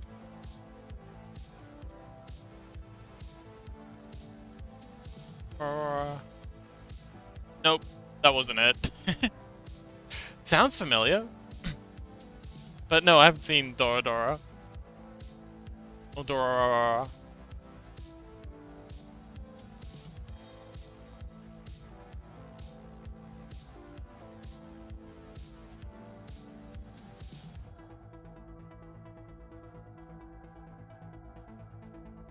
And let's Control C this.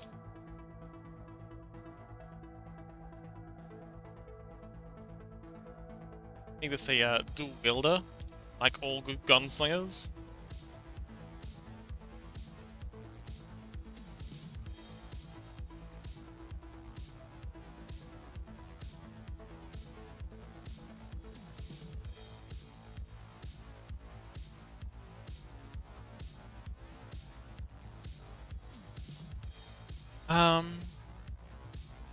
Duval says Ragnarok Online has Dullahans as monsters, older RPG game. That's where I heard it first. Oh, okay. For anime, there's Dullahan in Konosuba Season 1. Oh, is there? Has a modernized... Oh, Yemi says, has a modernized headless horsewoman. Her horse turns into a motorcycle. Oh, that's cool. And she wears a helmet with a cat ears to hide her headlessness. Oh, that's cute. People says, and that anime wasn't. Oh, in that anime. Sure about the name.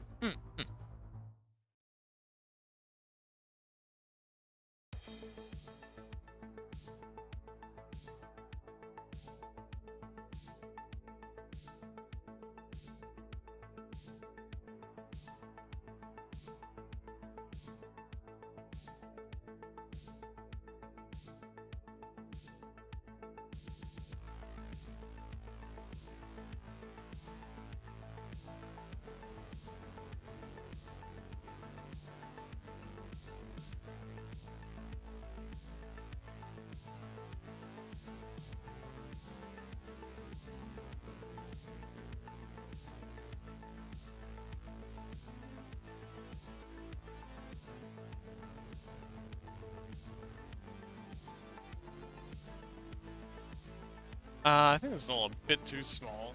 Let's scale up all of this.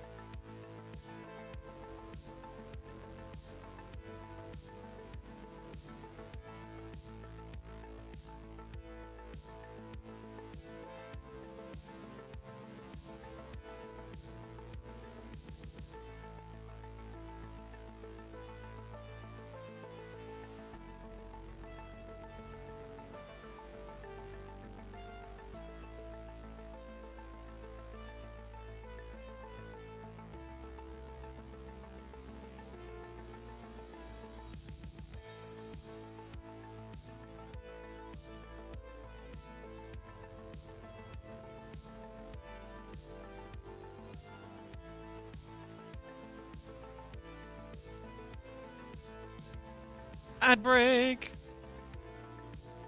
Talk to the ad dwellers.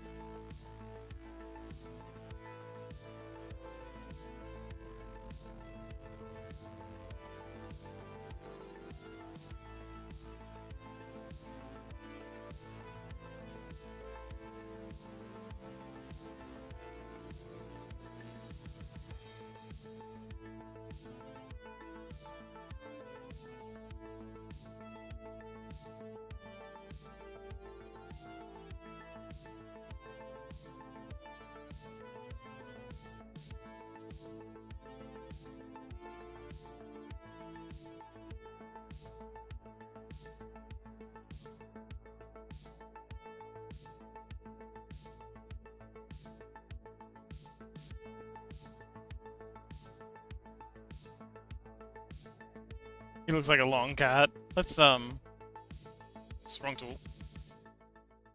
Bring that waist up a bit.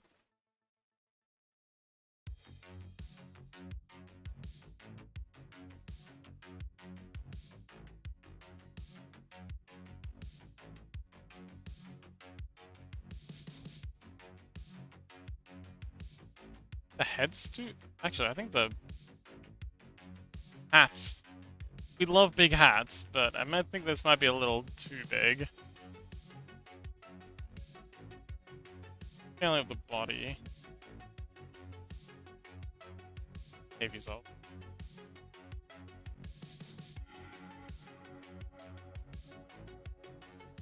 That feels better.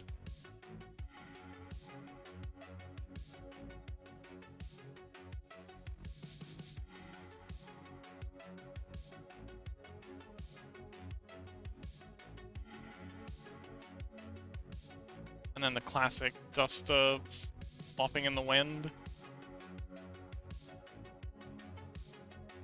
Oh, this is feeling better. We'll cut there.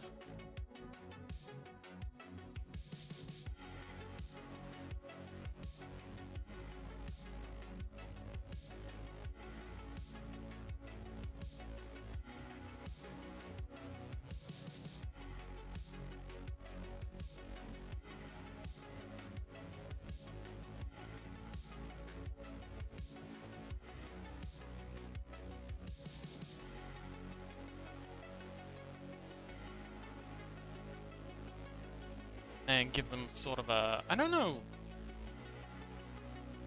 T-shirts have been in vogue here. I don't know what the fashion of the day was. Let's give him a shirt.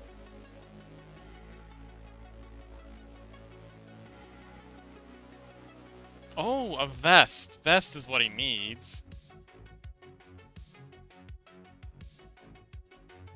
Shirt, and then, you know, collar sort of thing happened. Goes like that. I kind of want to unbutton very, very low.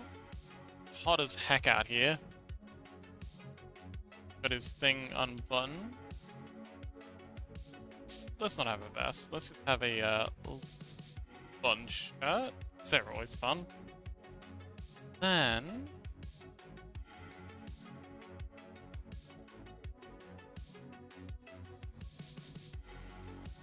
have a bunch of in it, like so.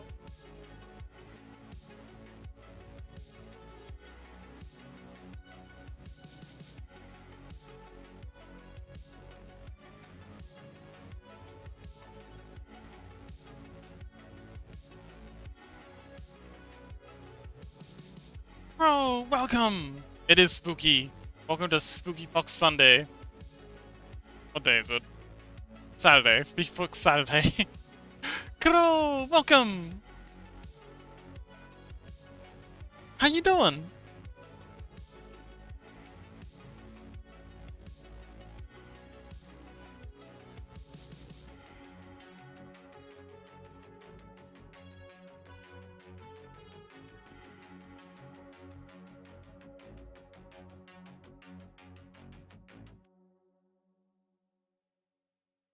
Spooky horse? Yes! It's a horse hound. Actually, I think the front legs are a bit small. Let's do some quick edits.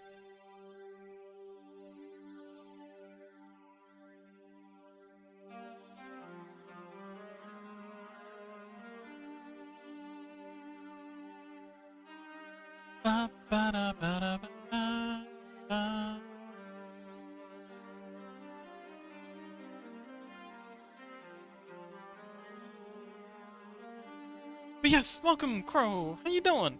Just working on certificate as usual. Awesome. Good luck. Chaos says you'll just have to be careful not to scare Crow with the Scarecrow. Crow is a lot braver than I think we give them credit for. I think the Scarecrow is more scared of Crow than Crow is of the Scarecrow.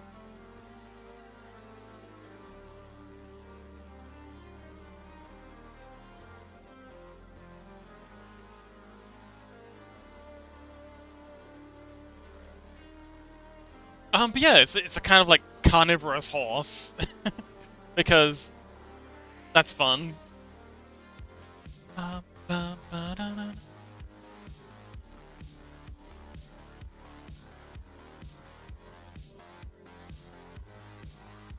Actually, what's this look like if we just paint a black layer behind everything, or a red layer? That's whoa! It actually looks really cool on black. So whatever background I do behind these things is gonna be a lot of black as well. Don't worry, Crow. There's no Scarecrow. Crow.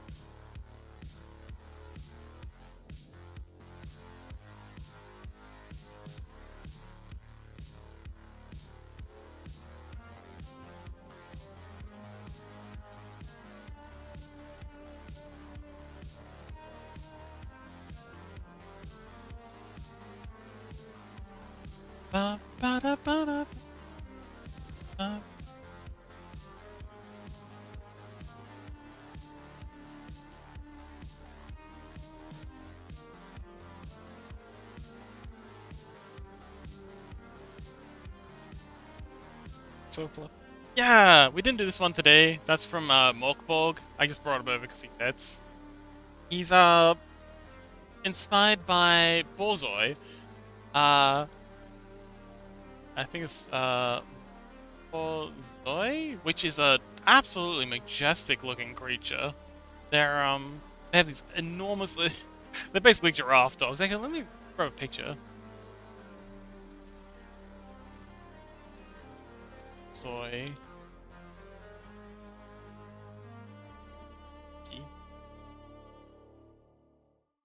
Okay, now. Makes me want to draw. Well, you got me drawing for you. Borzois are 80% snoot. They are very snooty. But yeah, this is the Borzoi. It's a majestic little creature. Actually, it's not little. It's enormous. Actually, hang on. Hey, black. It's okay. Well, let me do it for you. Okay.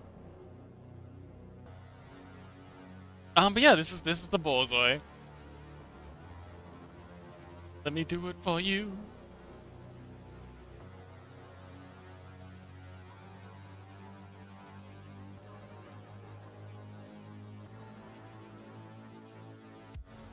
It's got like it's got a bit of a banana-shaped head, not gonna lie. But yes, they are very precious creatures. I think they were bred as like Russian hunting animals? Or hunting dogs?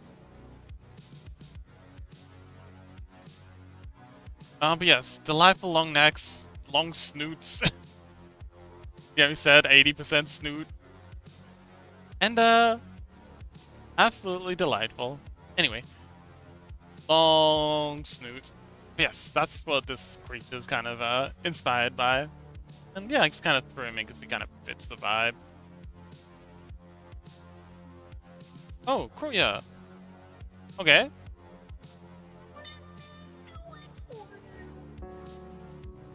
Hang on, let me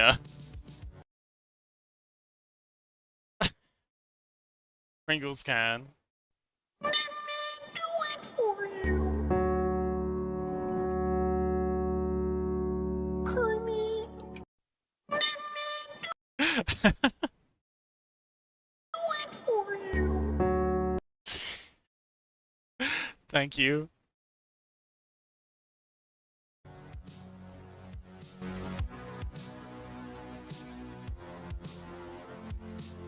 That was my first time seeing that, and it was beautiful. Thank you so much.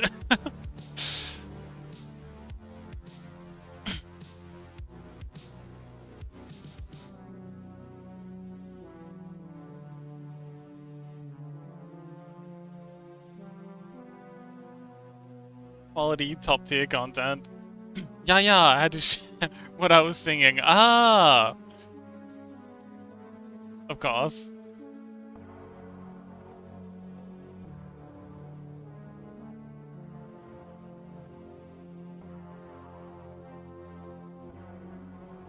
I don't like this pose at all. I just can't get it to... It's just not popping, you know?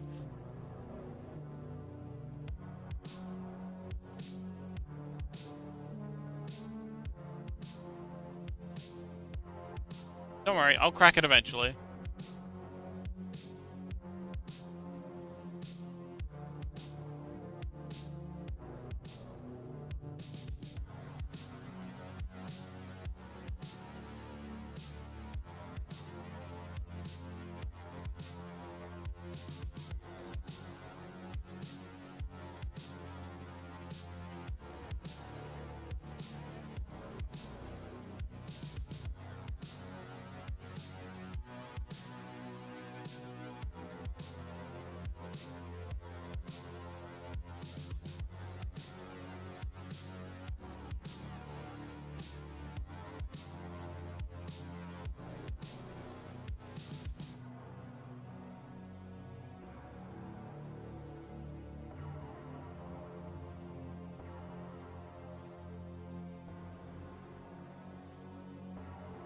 Maybe the angle's the problem. Let's try him from a different pose.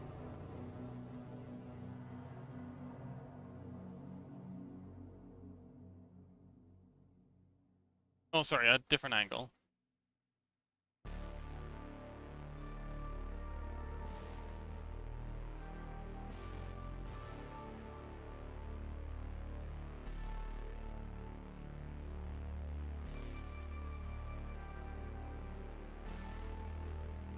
Oh, actually, hang on. Why don't we try a very different pose?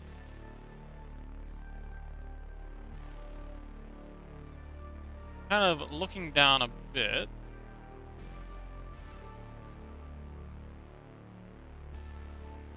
And let's,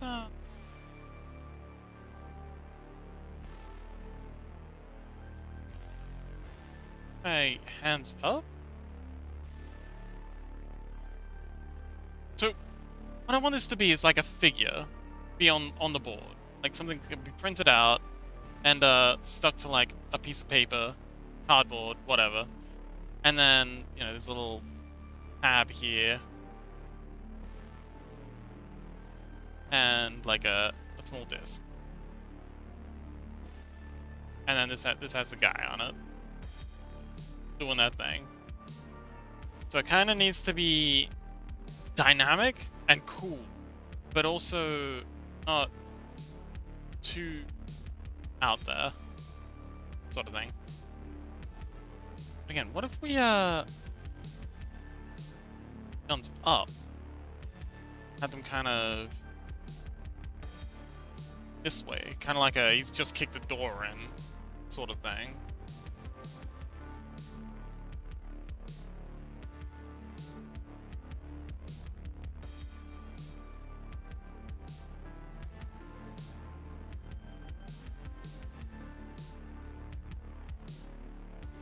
Well, actually, maybe one up like that, and then the other one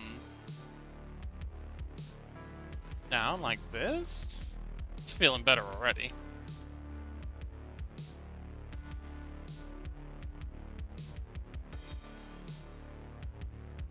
Okay. Maybe both up.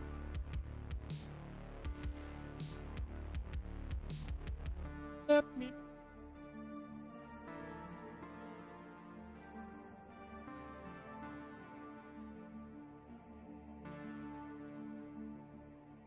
Check out Blood Moon Fiddlesticks. It looks really fitting to this. Okay. Kind of cooking on this right now, but I will check it out in just a minute.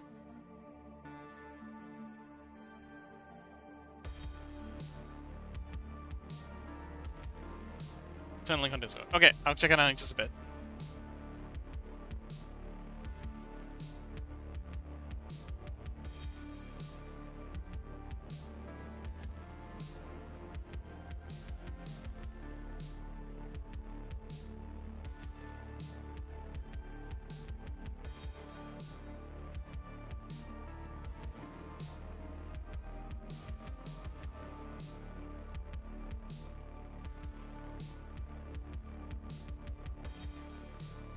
So with the hands up like this, Crimson, subscribe with tier 1 this for 4 months. Oh, thank you, Crimson. Also, welcome. How you doing, buddy? We're currently working on a cowboy western TTRPG horror thing. It's a good time. I hope. How you doing, buddy?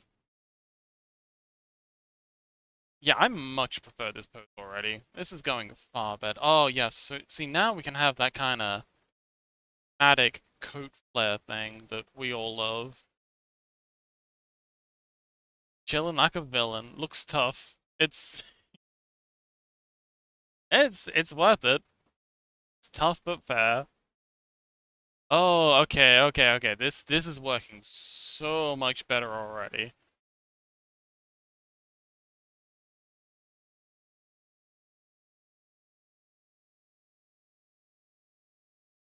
But yeah, this is some drawing for our cowboy class. Um, how'd the how'd the stream go the other day? You're doing Akunaitsu? Enfield? Good times.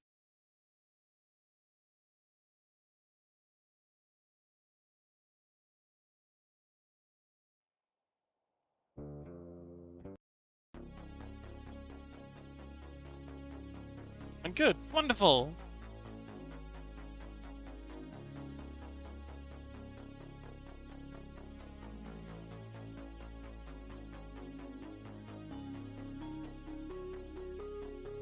Okay, and then we'll put 1 foot forward, so it's kind of like walking in. Oh, okay. This is already working so much better. Okay, and then we can have this. This is like a dynamic pose. We can have the foot sort of up here. It's kind of like stepping forwards. Heel.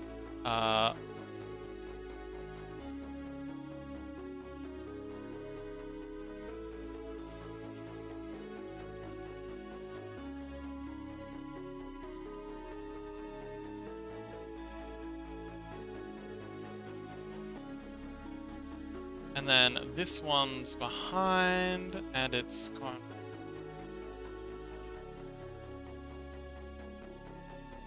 Got a belt buckle.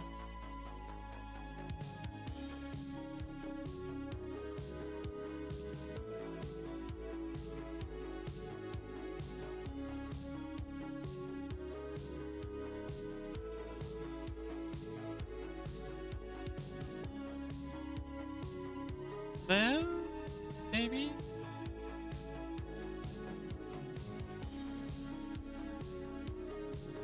And then... Okay, the thing that's is tilted a bit. Oh yeah, he's leaning very hard. Bring this to the middle of my screen so I don't tilt so much. In a ruler.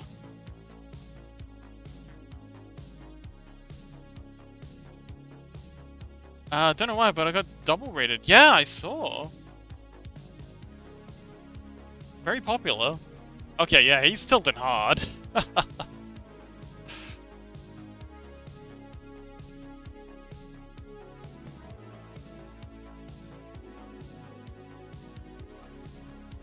Let's, bring him around. Go on, cowboy. Go home, cowboy, you're drunk.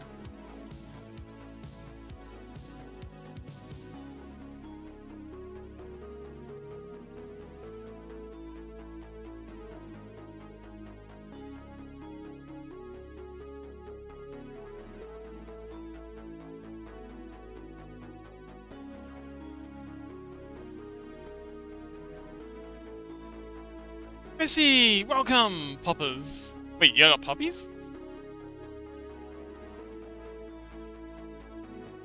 Yes, thanks for the raid, Crimson. I mean, thanks for the subscription. I really appreciate it. Keeping us at out 9 sub points. Hope you appreciate the emotes. That's all I got to offer.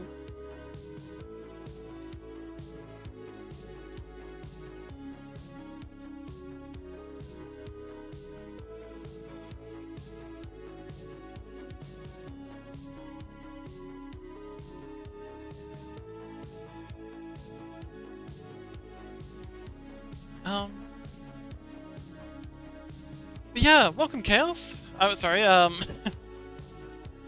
Mercy, how you doing, buddy?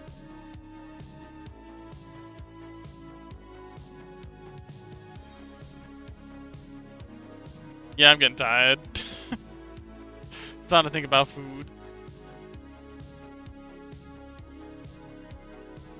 Is that a good sign?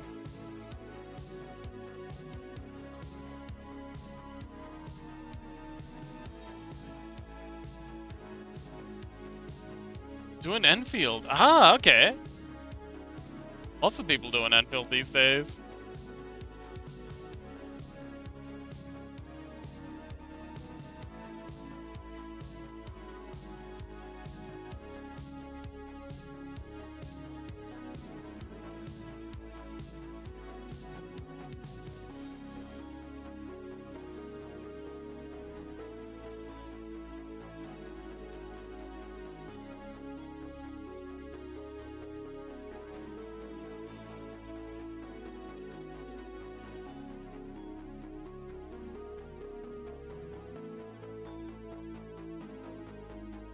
I still like the idea of the low button shirt.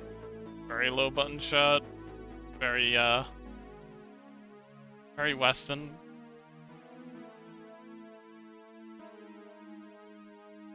Give him a collar. And there. And another one.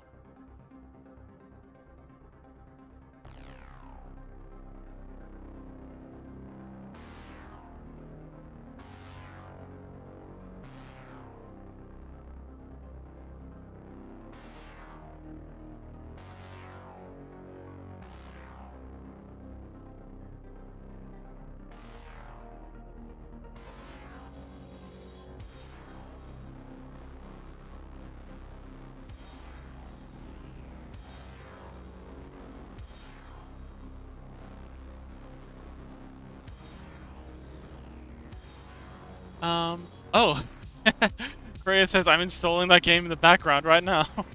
I don't know, would zombies somehow fit in the settings? So I've got an idea for zombies.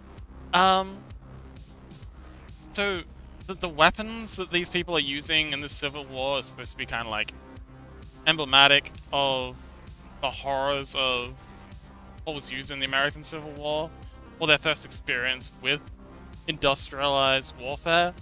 And yeah, one of the side effects of the Hellfire weapons is that anyone killed by a Hellfire weapon doesn't, you know, their corpse doesn't die.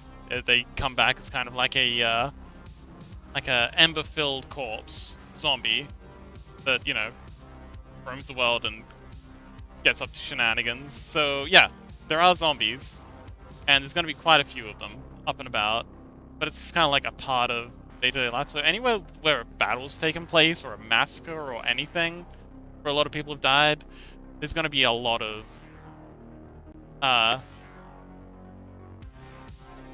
ember corpses. I don't know what we're going to call them. Ember corpses sounds pretty good. Ember... Ember dead? Ember dead.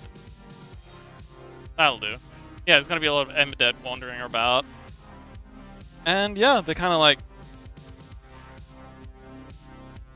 immolated, still semi-burning corpses that are just kind of like shambling about. So yeah, zombies, absolutely. And I think zombies are a big part of American myth in general. So yeah, they absolutely fit.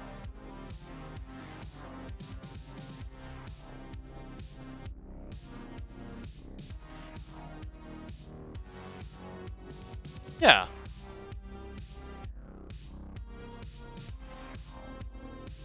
I haven't forgotten about the thing you sent me, Chaos. I'll get to it as soon as I can, or as soon as I'm yeah.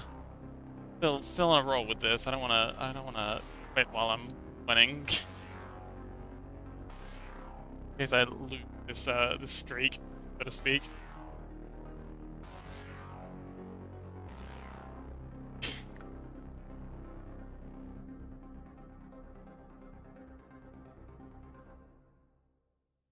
Got his sleeves rolled up, ready for business.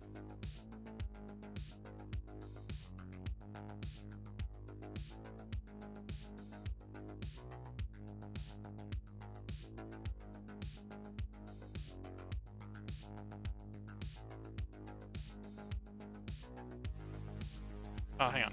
This ball needs to be over here.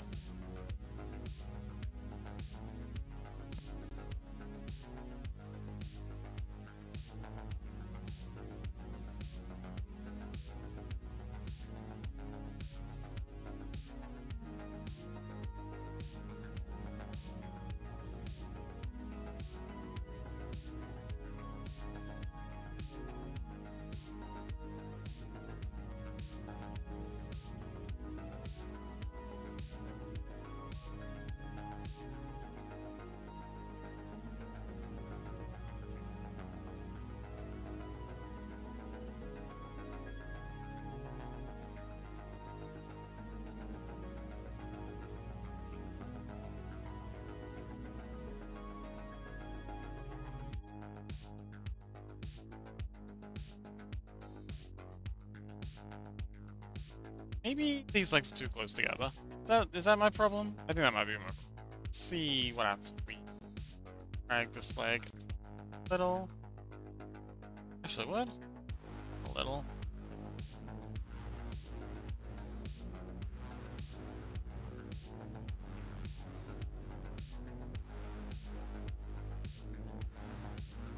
And rotate this one.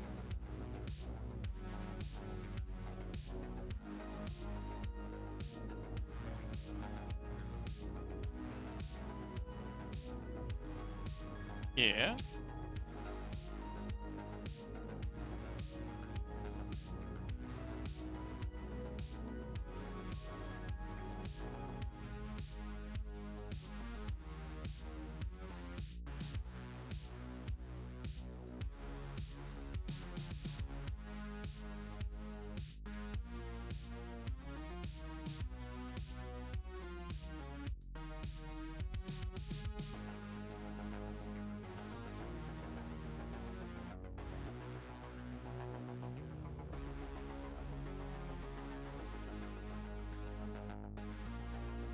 Pro says, I can't wait!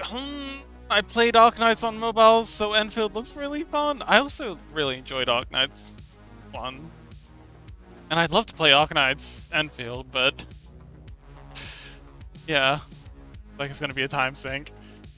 Chumpy Chumpington says... Oh, also, Crow, EU and American servers are on the same, so when you get it, send me your friend thingy. Aw, cute. Making friends in chat.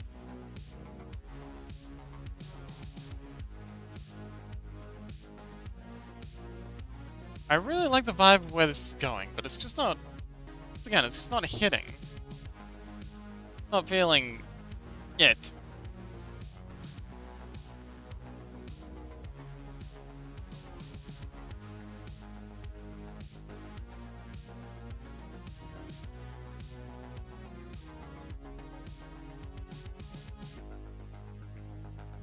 Okay, let's forget the war. I think that's a bit high level for me at this point.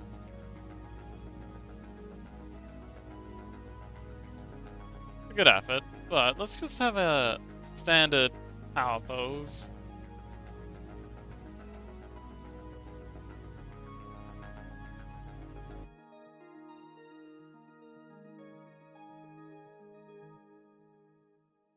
Yeah, this works. I know I was trying to overcomplicate things, as usual.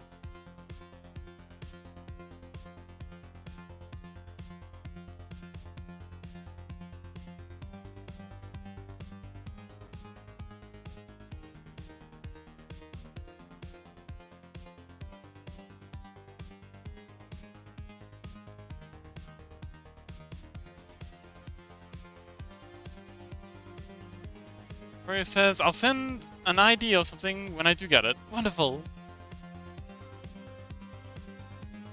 It looks like a lot of fun from what I've seen so far.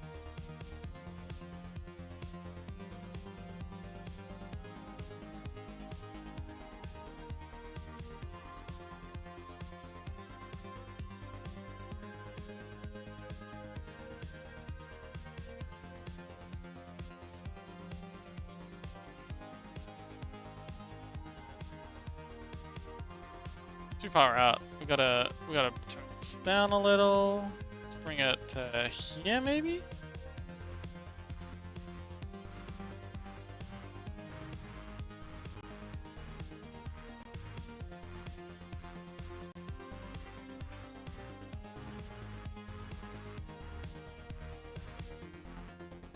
Legs are a bit billowy, I think. Yeah, legs are a bit thick. Let's tone them down a bit.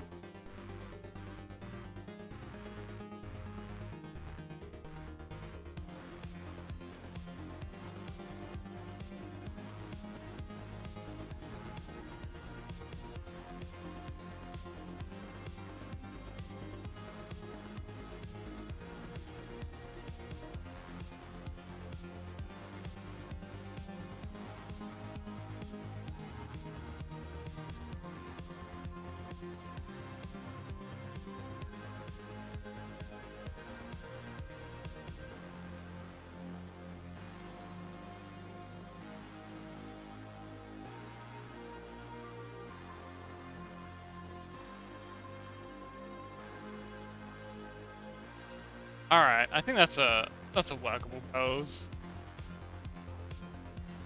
Oh, but it's not really hitting.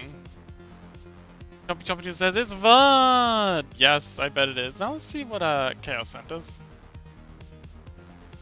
Ooh, fiddlesticks. Fiddle stonks. Cool.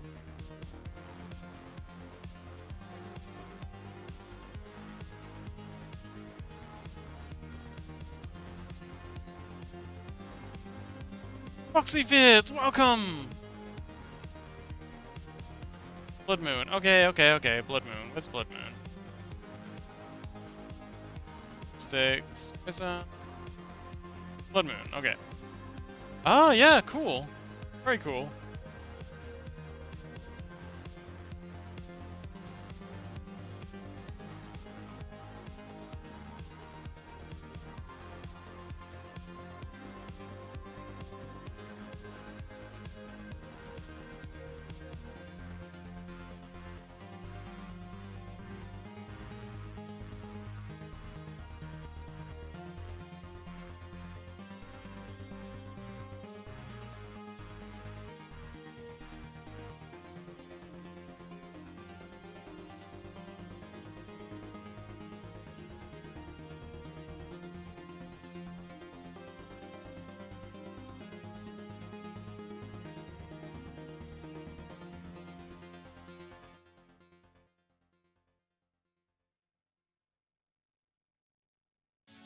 Yes, it is a bit of a similar color palette.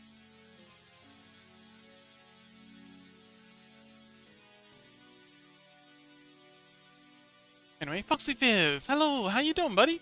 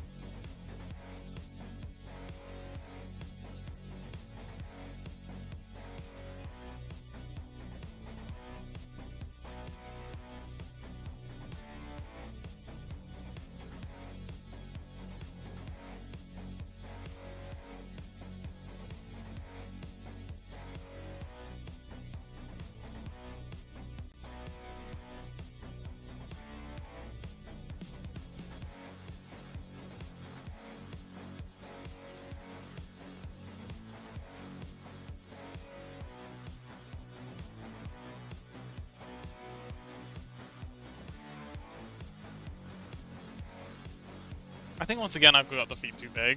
I don't know why I have this obsession with giant feet. Ah yes, hydration. I've got my tea. I'm gun. Good point, yes. Saving, very important.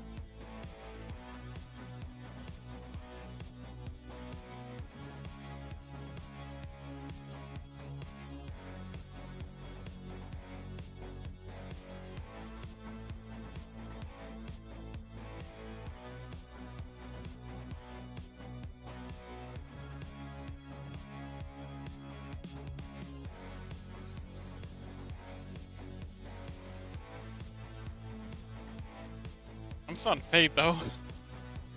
Sorry for everyone who's just recently joined, but I might have to raid out soon.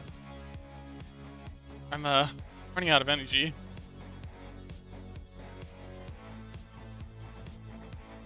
Fox has only got so much fire in him.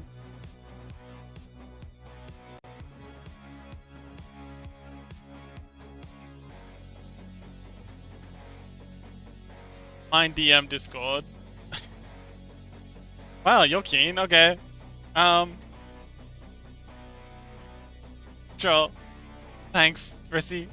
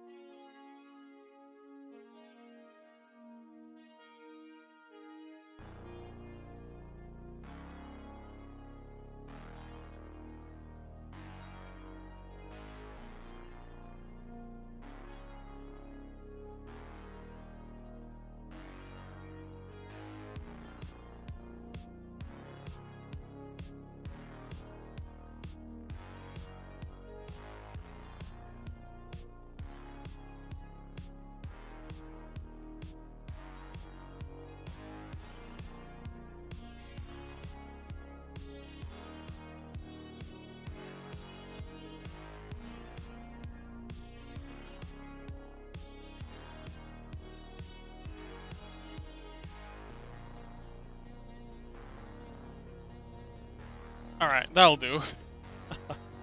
I think we made a good start. A lot of ideas were processed. A lot of cool things were created. A lot of things explained, and a lot of stories told.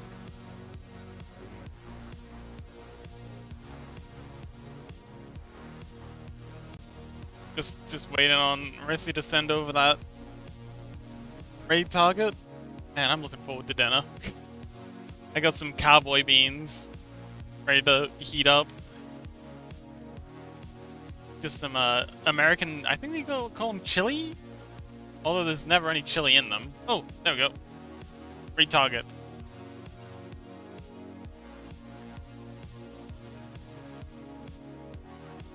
Let's see, Mara Lily. Okay, so I guess this will be our target for the day. I'm getting EP2, yeah.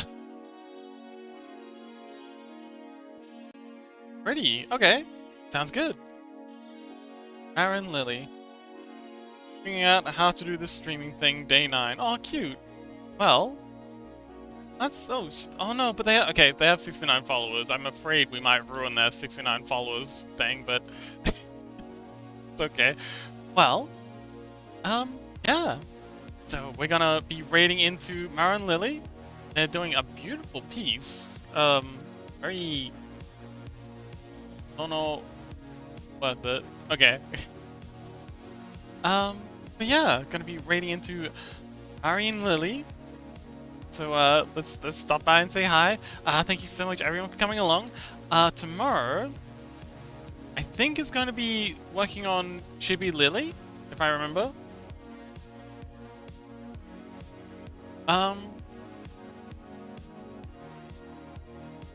But yeah, thank you so much everyone for coming along.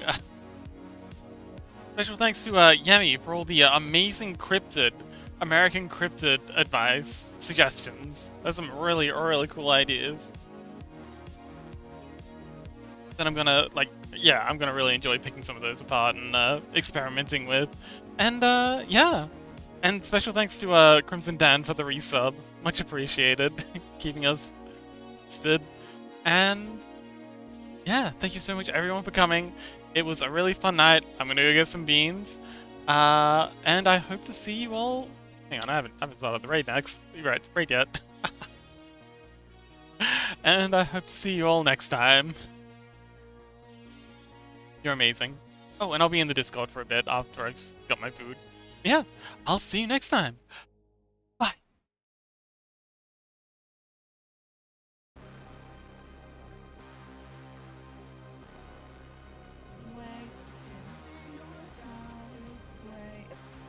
Oh, hello? Hello? Hello? Hello? Hello? Hello? Oh? Welcome in, welcome